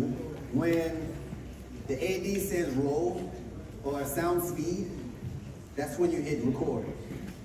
Every time I say record, I go like this because that's how you record on the sound device, you push it up. So, but when they say cut, you're supposed to cut, because that's how they know what scene goes with what. Because every time you cut, it's supposed to be a new scene on your recorder. And there's no way that you're gonna change scenes if you're just gonna take one long take. And if you want time coded, then post would not know where these takes go. So therefore, when you do time code is supposed to be time of day. So whatever time of day that you're doing it, it is now 2:11. So time code would be 2:11 on every camera and my recorder. So even if I did forget to hit stop, when it got to post, they can still take out what was not part of the scene and stuff that was just, you know, actors walking around, you know, scene being set back up. They can cut those things off and they can start it back because they can look on camera and say, okay, we started at 2:11 for this shot. Let's go to 2:11 for sound and start it there. So there's ways of doing it, but that is not what you're supposed to do. There's no reason for you doing that unless you're doing reality TV. Reality TV, we hit record and we do not stop. That's the only time I know it. All right. Did I answer all these questions? Okay. Sure. So I missed out on. I love that you're so inquisitive. I'll be real I missed out on one question, but I wanted to like respond to his own stuff. Like when you have things out of sync, you could sync your audio with Adobe. I don't know if you're using Adobe Premiere or DaVinci, whatever. Then there's also a software for audio post guys. I don't like Polaris. It's called Matchbox, but it's about $700. So one production will pay for it. It will help you sync all of that stuff. And so the question I wanted to ask basically is like, as a sound designer. Calm down, please. As a sound designer and a composer, like I work on certain projects, and I'm trying to get to, just like somebody asked, how do you get your name, how do you get your work out there? So like I worked on a project recently now, Soprano, and I want to like push forward. How do you network? How do you network with maybe, I want to work with like someone like a Hans Zimmer or Ludwig or stuff like that. Okay, so when it comes to doing, getting yourself out there and getting people to know who you are, when it comes to sound, you have to do the same thing as actors, you have to do the same thing as camera, and you have to put a reel together. And your reel does not have to be what you've done on set. So when I was in film school, one of the things we had to do is we had to take a scene from YouTube. We took Superman, one of the scenes, and we had to recreate the dialogue and everything. So when you do these recreations and you put them on your reel, they see what you can do. Because they know this is a popular movie. We know that it already has everything done already. You went back and did it, and you put your own dialogue. You don't do the same dialogue they did. but you do dialogue that similarly matches the mouths. You know, you add your own background, your own scene, you know, everything that goes with that sound, that scene. And then you post it as part of your reel. And you do things that you've done for actual production and things that you put together. You don't have to wait until you get on set to do these things. Go to YouTube, recreate what you already see. Get with your friends who have done stuff and recreate that for them. You know, because doing that will also help them to say, okay, when I do something else, I know he can do this. Even though I didn't bring him on, he went back and redid my stuff and it sounds better than I did it the first time. So when you do that stuff, when it comes to miking people up and stuff like that, do little tutorial videos showing people that you know what you're doing. You know, you don't have to sit and wait until you get on set to have something to show, because your reel is your resume. And if you want to do bigger things, show that you could do bigger things. You want us to be able to do Marvel stuff? Go and pull one of Marvel's things and recreate it. Recreate the Transformers. There's over 1,000 sounds in the... So redo that. Make it sound just as good or better. And people will say, you did that? I need you. I need you. And that's how you'll start getting out there. That's how your name will start to be known out here. And make sure you get your name in the credits. If you don't put your name in the credits, people will not know that you did things. You know? Because if you're gonna do production, even if the production was a small budget, but you made it sound like it was a big budget, people are going to recognize that. And people, you never know who's watching you. You never know who's watching you. People are watching you now that will give you a job later. So as you keep on moving and you keep on putting these things out there, soon when people see, okay, you know what? I saw when you did that. I think me and you can work today. That's how it happens. Can I answer? Thank you so much. Sorry. Please, before you go, how many more questions can we take so we don't sit here? Let's take number 2. How many? How many more can we take, Sean? This is past 2, so we don't overshoot. How many more people have questions? You have questions, so we can pick numbers now. So it's just these 2, I guess. So that's 2 questions. Okay, that's fine. So that's one individual, right? Okay, so we'll do these 2 and then that'll be it. All right, thank you so much. Esilo, I'm director and I'm film editor. Mine is not like a question, it's more like a suggestion. Talking about your equipment and what you've been teaching us, I'm wondering and thinking, how do you think is better you educate us more on the topic equipment we use, because a lot of us use some equipment in a wrong way, and that is why we're not getting good results. Right. Yeah, I believe that, because you have beautiful. Please calm down, please. Okay, you have beautiful gadgets, very expensive for us to afford, and now I believe Hollywood started from somewhere, and we are still growing. We are getting there. So I think it's better we understand how to use the ones we have better. Then aside, you show us also, okay, this is the standard for now. So if we are upgrading, we know that this is where we're coming to. Because a lot of names you've been calling, mentioning, a lot of us here, we are lost. Yeah. We are lost. So, I understand where you're coming from. And like I told you before, you start where you start. You know, if you don't have these things, that's fine. But if you remember, I started doing music. I started working in the studios where we worked on a channel strip. It had EQ, reverb, the delays, everything coming down one channel strip. Each one of these is a channel strip. So what I took from the music industry, I brought to the film. Everything I do with this sound device, you can do with your Zoom. I'm not teaching you something that you can't do with something else. If it doesn't have that feature, you may not be able to use that. But everyone has sound, has levels. You can do your levels on everything. Yes. Most Zooms have time code. Yes. You can do your time code. I'm not showing you something that you can't do. I'm just showing you on my gear. but it's the same for your gear, you know? But if you use something that doesn't allow you to scan for frequencies, then at that time you may want to look to rent, borrow someone who does, you know? Because if you can't scan for frequencies, it's hard for you to go through and know which ones are bad. Because if you're on set and you start to getting frequencies while you're having dialogue, you have to stop and redo it. That is something that producers and directors don't want to hear. So it's up to you to make sure that you know your equipment and know how it works. Everything that I told you, gain staging, works for all the lavaliers. It's all about what the level of the voice you have. You start here, you go there, then you go there. Same thing with the Zoom recorder and the Sennheisers. Same thing with Ceremonics. You know these names, right? Okay, same thing. I work with those all.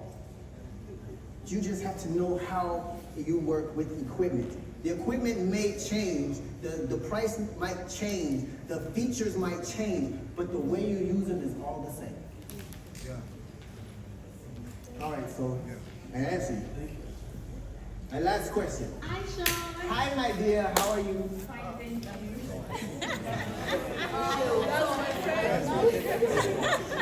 My name is Morenikeji Tuka. I'm an actor and producer. And my question is, I really want to know what informs certain decisions you make in post-production sound. For example, our film, Everything Light Touches, which is dominated by the way, there's a scene we have that is very vital to storytelling in the film. We have a very special character who is autistic and finds himself in a noisy environment. Sound was done by Fisayo and Z, by the way. And as a producer, when we got to post and we had to watch what was done, we kind of had, we had to decide what to use, because in that situation where the character is there, we had a natural sound of the marketplace, which if we use by the way, it allows the audience to be where our character is. However, Z made an original music for that particular scene, for that actor, for the character, so that it helps us understand how that character is feeling in that situation. So we had beautiful sounds, two beautiful sounds that can tell the story properly. So we were now in the middle of which do we go for, because both are vital to the story. So I'm asking that in that situation, what will inform the decision that you make as a post-production sound person? Thank you. So first, all three of them are my former students. And I feel like I should be a part of this award because I know I taught them very well about sound. Yeah.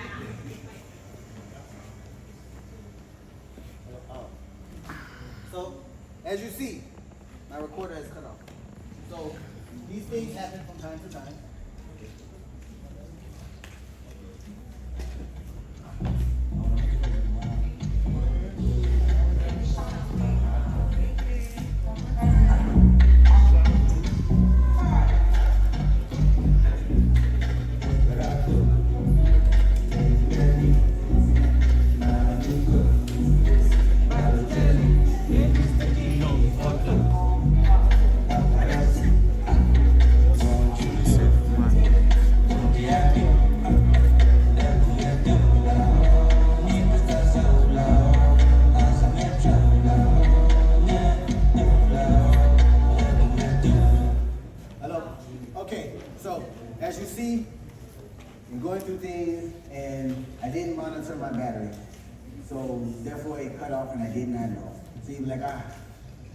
Give me a second. Because you always have the answer. You always know what's going on. When you say, oh, I can't hear you. Oh, let me change battery. So if you don't know your equipment and you don't know what's going on, you'll be frantic and be like, oh my God, oh my God, oh my God. So that's what I was saying. I feel like I should be a part of that nominee because I know I taught you guys very well. So, you know. But when it comes to that, it's all about perspective. You are the producer and the director. You guys sit down and you watch it, and the DP. And you decide, how does this push the scene How does this help tell the story? You know, there may be a part where you can do some of both of them. You know, you can start off with the sound of the markets, and you see him starting to go spastic or whatever. And then as he's starting to do that, you go into his original music, which helps to enhance his feelings. And now everybody's starting to feel like, oh my God, oh my God, oh my God, what's gonna happen to him? So it's all about what you envision for that scene. How does it move you forward? You know, does it hold you still, or does it push the emotion that you're looking for? And like I said, there's no right or wrong way, as long as you get it right. If you mix and match, if you use one or the other, it's your prerogative. As long as it gets you what you need. And you, as the producer, it is your job to know what this film is. All right, so that is our last question.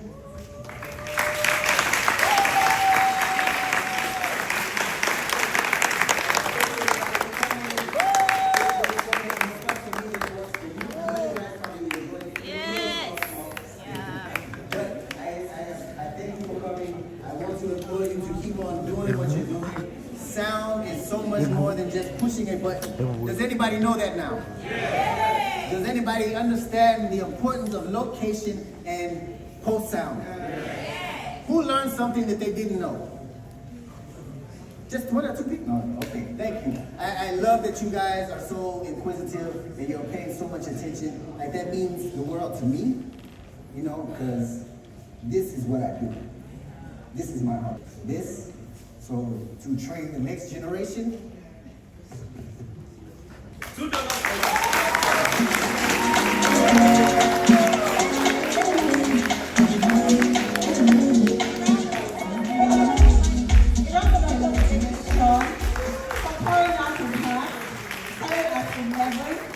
And I mean, we didn't stop him. The show would have been going on and on and on. Please, ladies and gentlemen, just shut up now.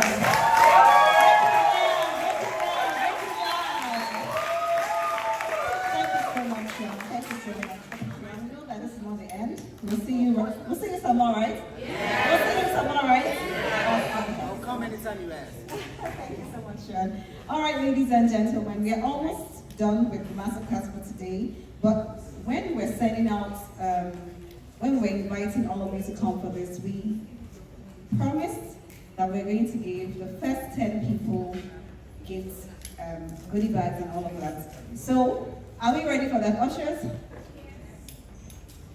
Some of you came in pretty early, and it's always beautiful because people say Nigerian time, African time. I've done this now, this is the second year, and I know people always come in early. You guys always rep really well. So I'm going to just read the names of people who came in early. And if you're here, please come. Can I have ushers, please? I need help with this. Can I have an usher come to give us the gift bags? Thank you. Oh, are they gone? But if you know you came in early, can I see your hand? Early is like 7 a.m. 8 a.m. So what is early to you? You were here at 7 Who was here at 6:30? Who?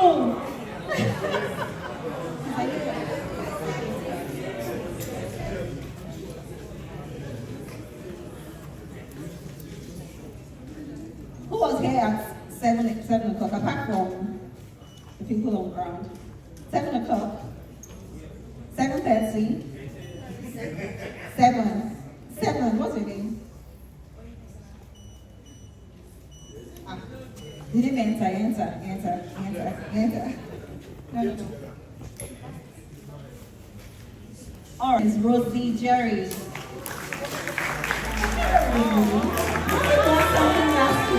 Something last year, right?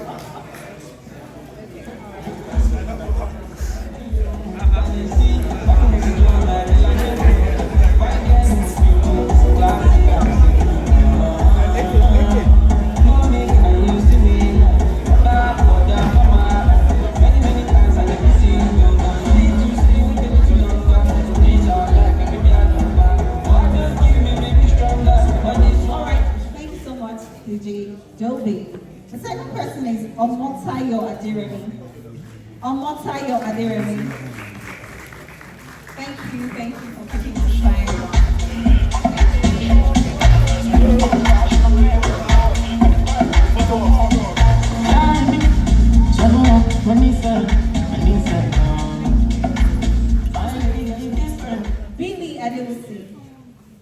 Billy Adewusi.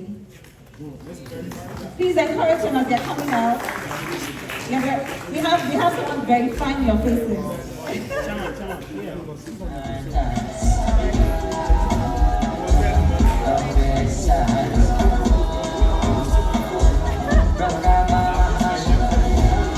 Okay, the person who said she came by 7 a.m. Oyinkansola Taiwo.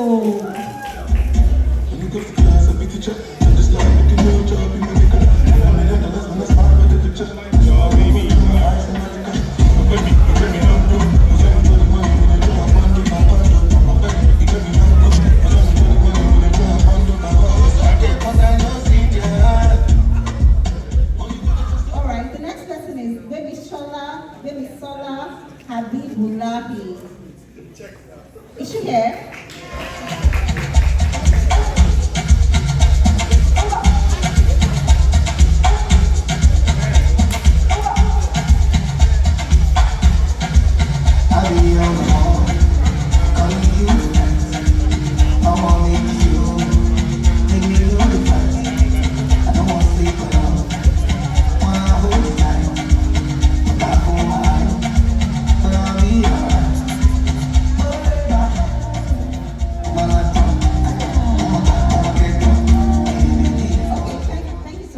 The next person is Agara Victoria.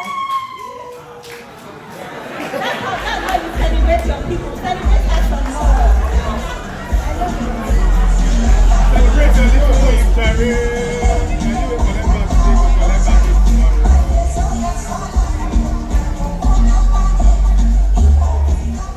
Okay, the next person is Michael Shegun Bolarinwa. Michael Shegun, okay, he's here.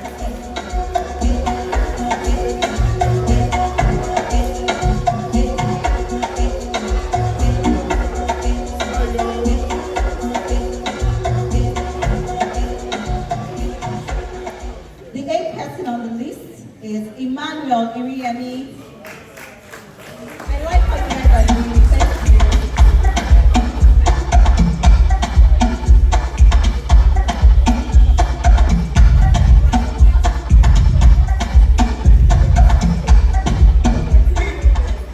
All right, the ninth person on the list is Advola Victoria. Wait. Sorry, let me find out from him. Is it Angola Victor or Angola Victoria? Let me check. Victor, I'm black. What number are you? What's your surname? Okay, yeah. Angola Victor. Okay, all right, Angola Victor.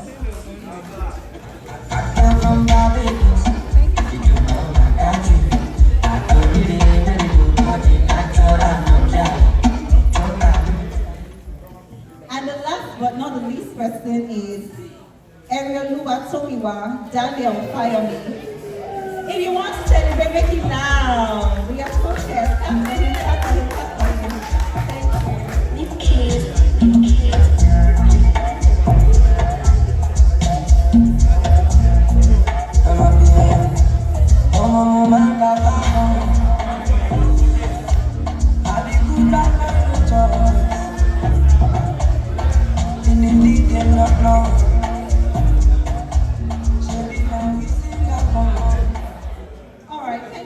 Everyone, just something before we go. We have something called the Multi-Choice Talent Factory Alumni, and this is a network of people who have graduated from the Multi-Choice Talent Factory Academy, right? You may know or you may not know, but let me intimate you. The Multi-Choice Talent Factory Academy is made up of West African students from Nigeria and then other parts of Africa who want to learn, and they do it for 1 full year. So we have the MTF Alumni Network, which is a network that comprises MTF alumni. I mean, that's giving, right? This afternoon, before we go, we have a quick presentation from one of the people, one of So 4 of our alumni came together to form a company, and they've gone on to form another company. So we have representatives from that company, Filmmaking. Are you here? Representatives from Filmmaking, are you here? All right, please make welcome for, I'm sorry, I'm not sure I have your name. Please come up. Please, a round of applause for him, please, as we make start about Filmmaking. Thank you.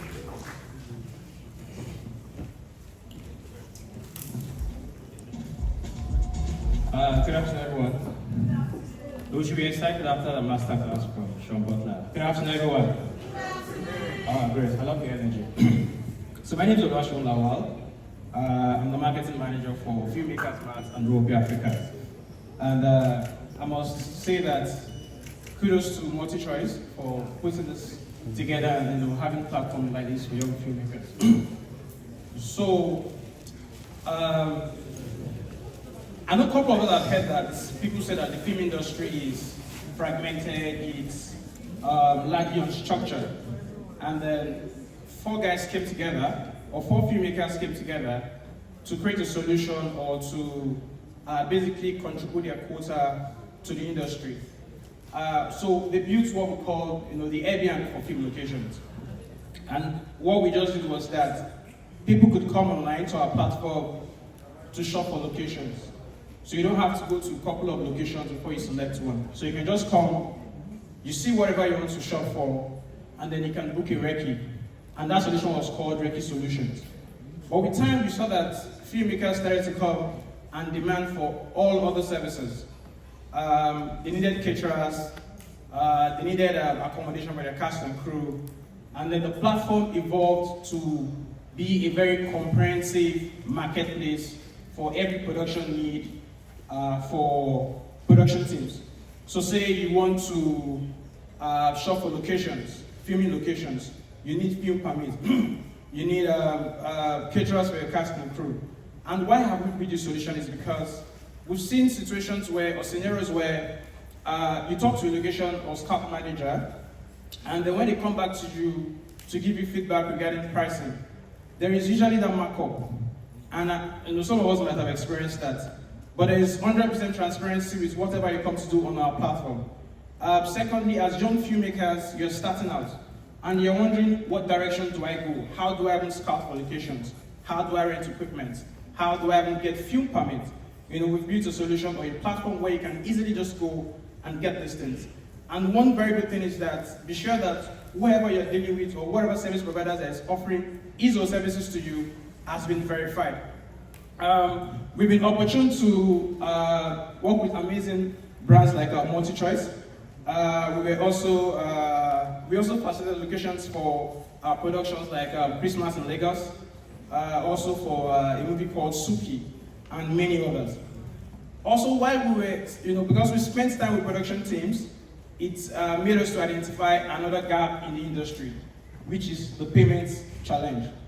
And that led us to create a solution called Rope Africa. So what is Rope Africa? Rope Africa is a payment and payroll solution for production teams. We've seen situations where cast and crew members, they come online to come and drag the producers. Oh, you've not paid me, you're owing me money. I've delivered my service. How will I get my payment? So what this platform does for producers is that they can come on this platform to automate cast and crew payments.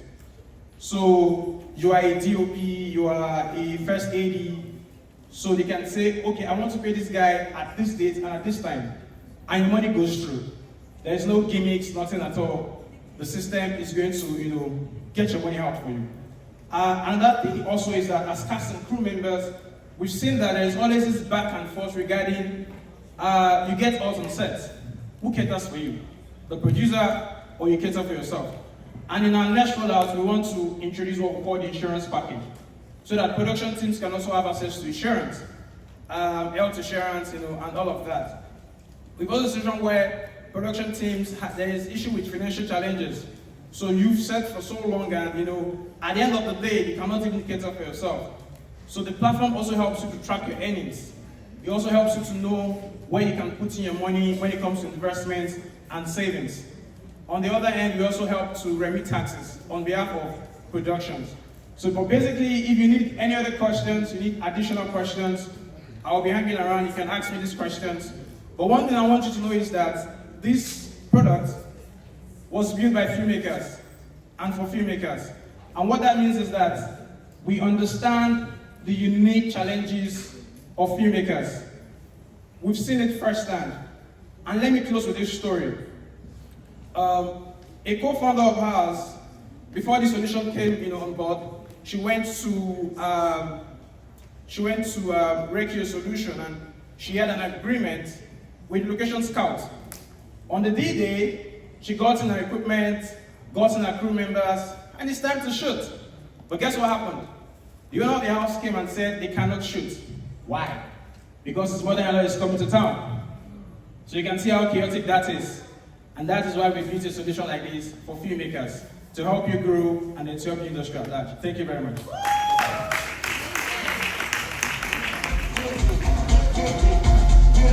Thank you, Shane Nawal. Many thanks to Reiki Solutions and Filmat, creating practical solutions to the film industry, and we're absolutely proud of them. All right, we've come to the tail end. You know, in Nigeria, we like to say things like tail end, furthermore, things like that. So we have come to the tail end of this, but I want to ask a question. How many of us here want to attend the AMCs on Saturday? I want to attend the AMCs on Saturday, but I don't have a ticket. On to your hand. I want to attend the AMCs on Saturday, but I have a ticket. Can I see your hand? Okay. I want to attend the AMCs, but I don't have a ticket. And I don't mind winning a ticket. All right. I have 2 tickets for you. 2 tickets. AMC is not for everyone, ladies and gentlemen, right? Yeah.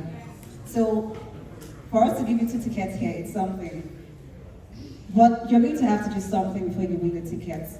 If you are willing to play the game to win the tickets, and you know that if you win the tickets, you will show on Saturday. Not that you say, oh, I have nothing to wear. You will show on Saturday. Please step forward.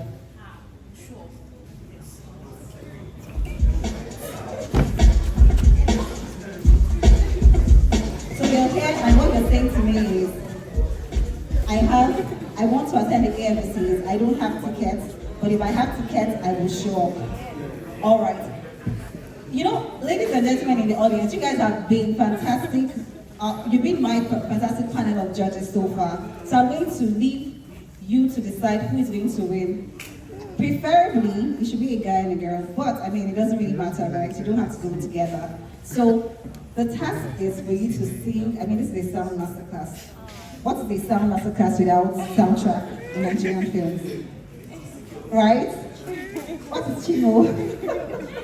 So you're going to sing a popular soundtrack of a Nigerian film that the audience can sing with you, and they will judge whether you got it right or wrong.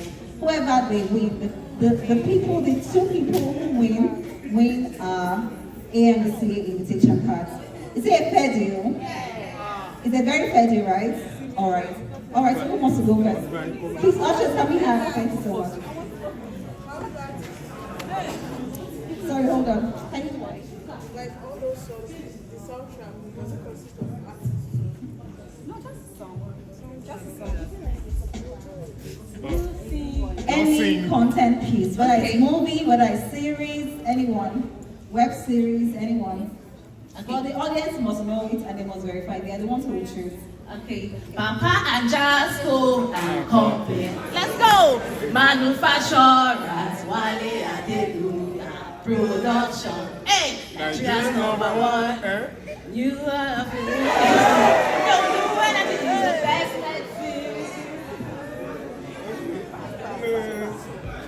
No, she didn't try. It's not the full soundtrack. She tried. Is that how you guys sorry. You have to remember. If you say she tried, if she plays that song on your movie, will you try?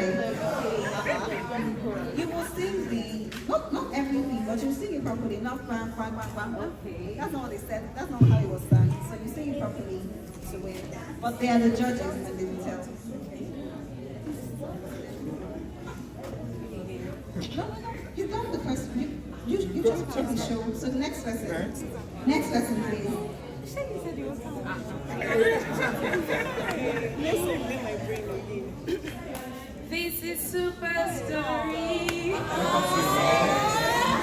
Continue now. Continue. Our time is going. Please continue. Go on. You don't know the song. Next person, please. So we don't have any contender right now. Next person, please. Thank you. No. Okay, Yoruba. House, quiet please. Let's hear him. Kókó ìfẹ́ mi ní Olúwa ara mi wà lọ́nà òwáyé. Olórí fífẹ́ rẹ̀ ilé ayé mi padà wò. From which film? Fọ̀dàdé. You know what book ní Olúwa sínú? Lẹ́yìn ooo, ara mi wà lọ́nà òwáyé. Thank you. Sorry, hold on. Did he try? Yes. Because I heard more of you singing than he sang. He tried. And I heard you saying no, so he didn't really get it. So he's not really a contender. All right, the three of you who have done, but it's not really contender, please go and sit down so we can have space here. Ask them again, man. I tried, I did not try. I tried. Okay, the first two people who have tried, can you but look? Yes, No, you're not content.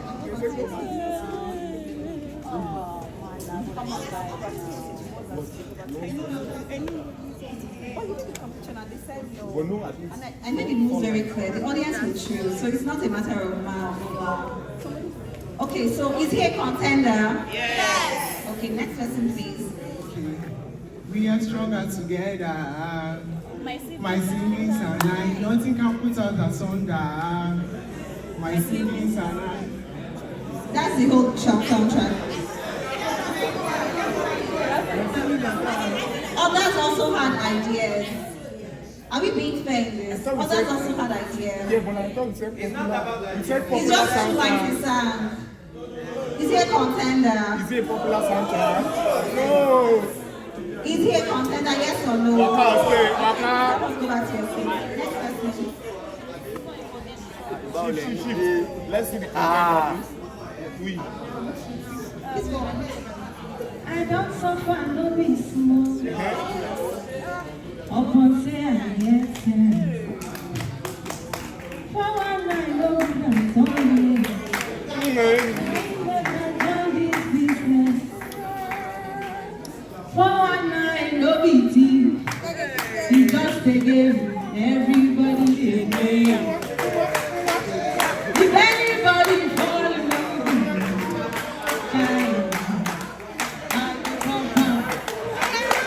National airport, I mean get that. National stadium, I mean do that. President, you know my sister, brother. I am the master. I mean be the master. Oh, hey, bam bam, bam bam bam bam. Hey, round of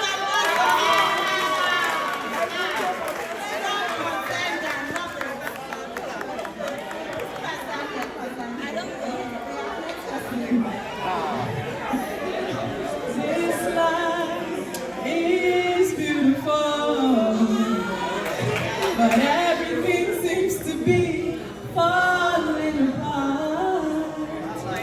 The more you get, the more you feel sad. Oh, this life, wherever you live, we must follow this life. No matter what you do, you'll be gone someday.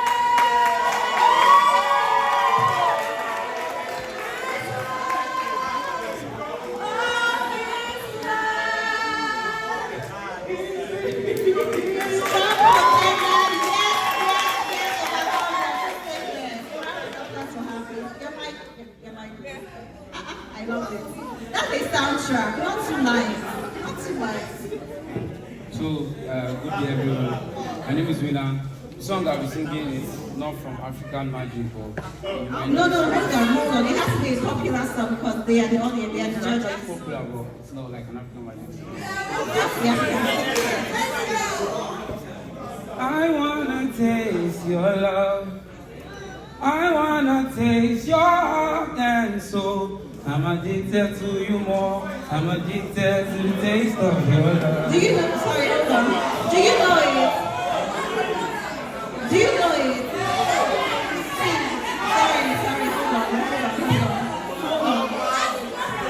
Sorry, hold on, ladies and gentlemen. It has to be a popular soundtrack because they are the judges. Do you guys know it? Do you want to sing another one? Do you know another one that is more popular? Okay, next person.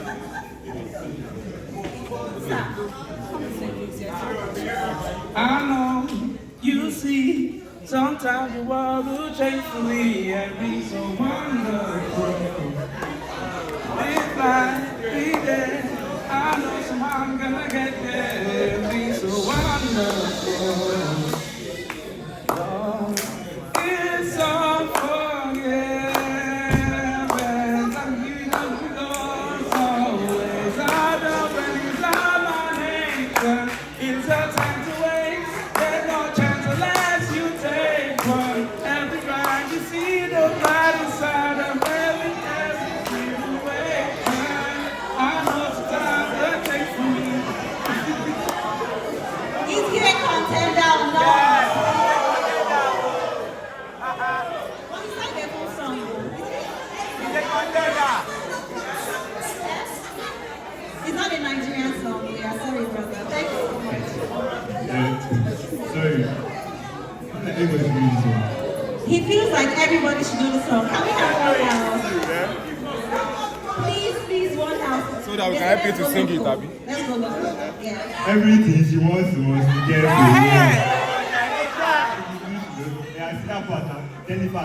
Wait.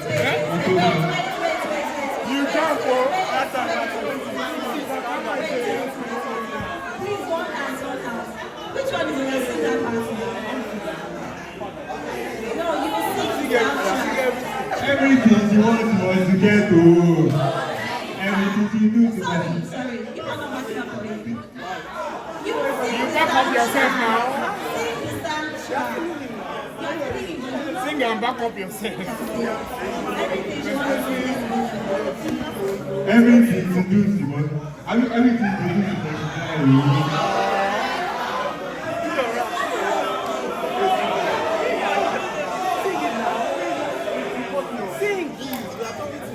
Okay, so let's be fair. You want to sing the soundtrack, sing it fully.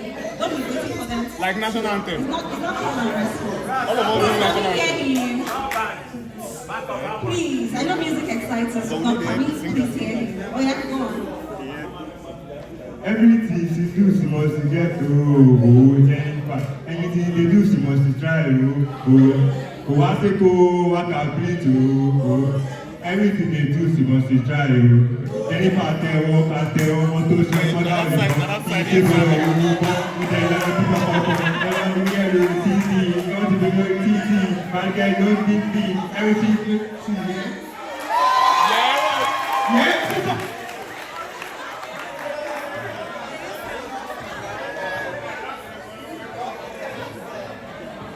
So nobody goes sing.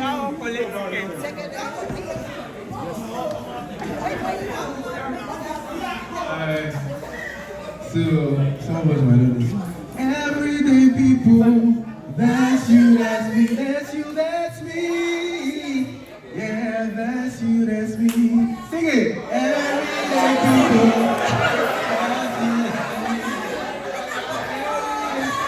Oh, way up. Oh, way up. Let's go.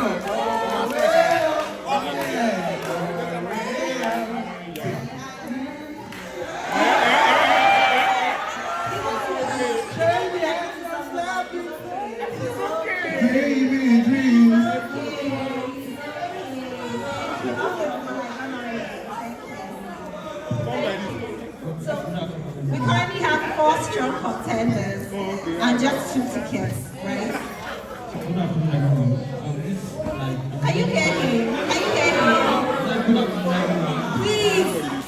Our very animated audience on the right, please. Can you make your voice start? A long time series. Can you hear me?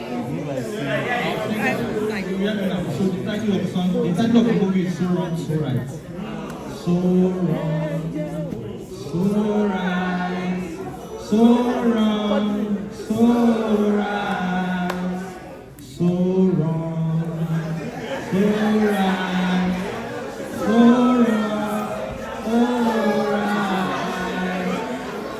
You say believing, you feel alright. Can you see me in your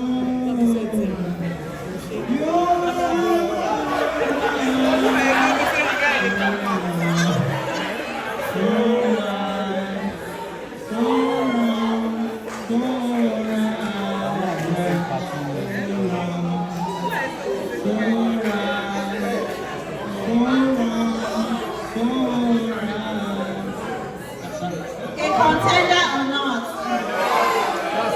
A contender or not?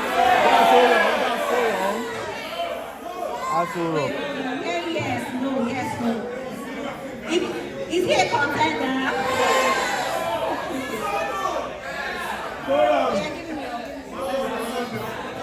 Okay, so you guys know this particular song.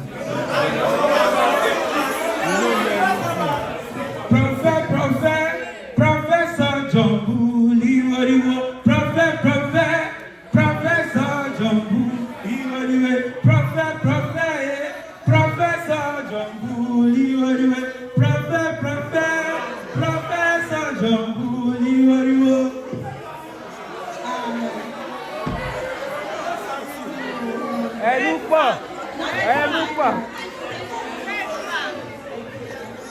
Alright, so we have 5 people. See, this next set, you are going to sing a proper song. Not chorus, not ad-lib, you're going to sing a proper soundtrack. The audience are not going to help you. It's not call and response. And it has to be a popular song that we all know. A popular song that we all know. If you have to do drama, do drama. You understand? It has to be another one.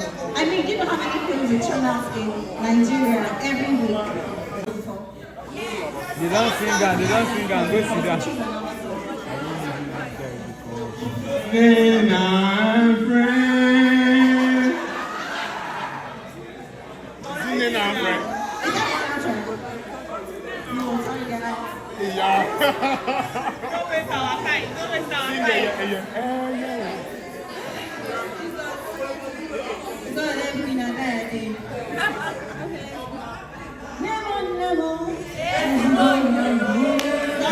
Watchable film. Hold on. That song is a popular song. Is it a soundtrack of a movie? Yes. What film is it? Story. I didn't know how all of you are. I mean, because we sing it everywhere in Nigeria. Okay, go ahead.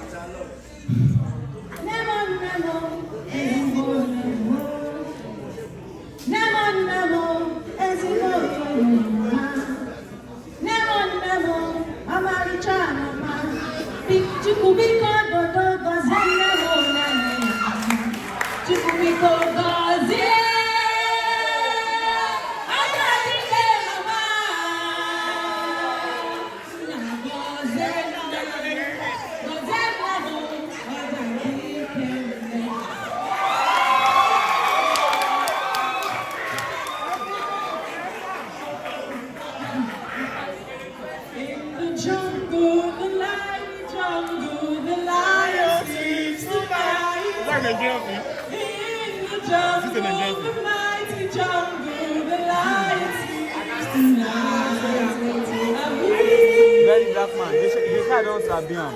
Who be that? They sabi am, so you know. Okay, yes.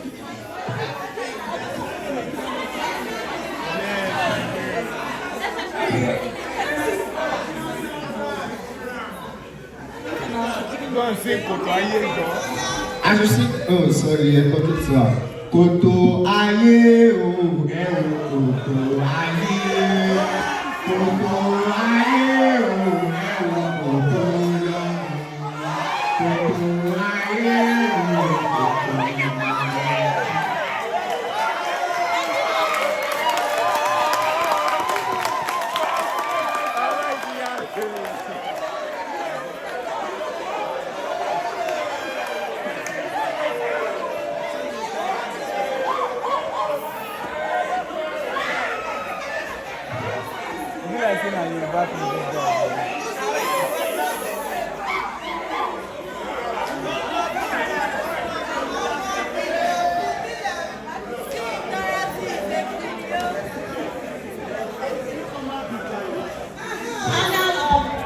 Incredible judges. Don't worry.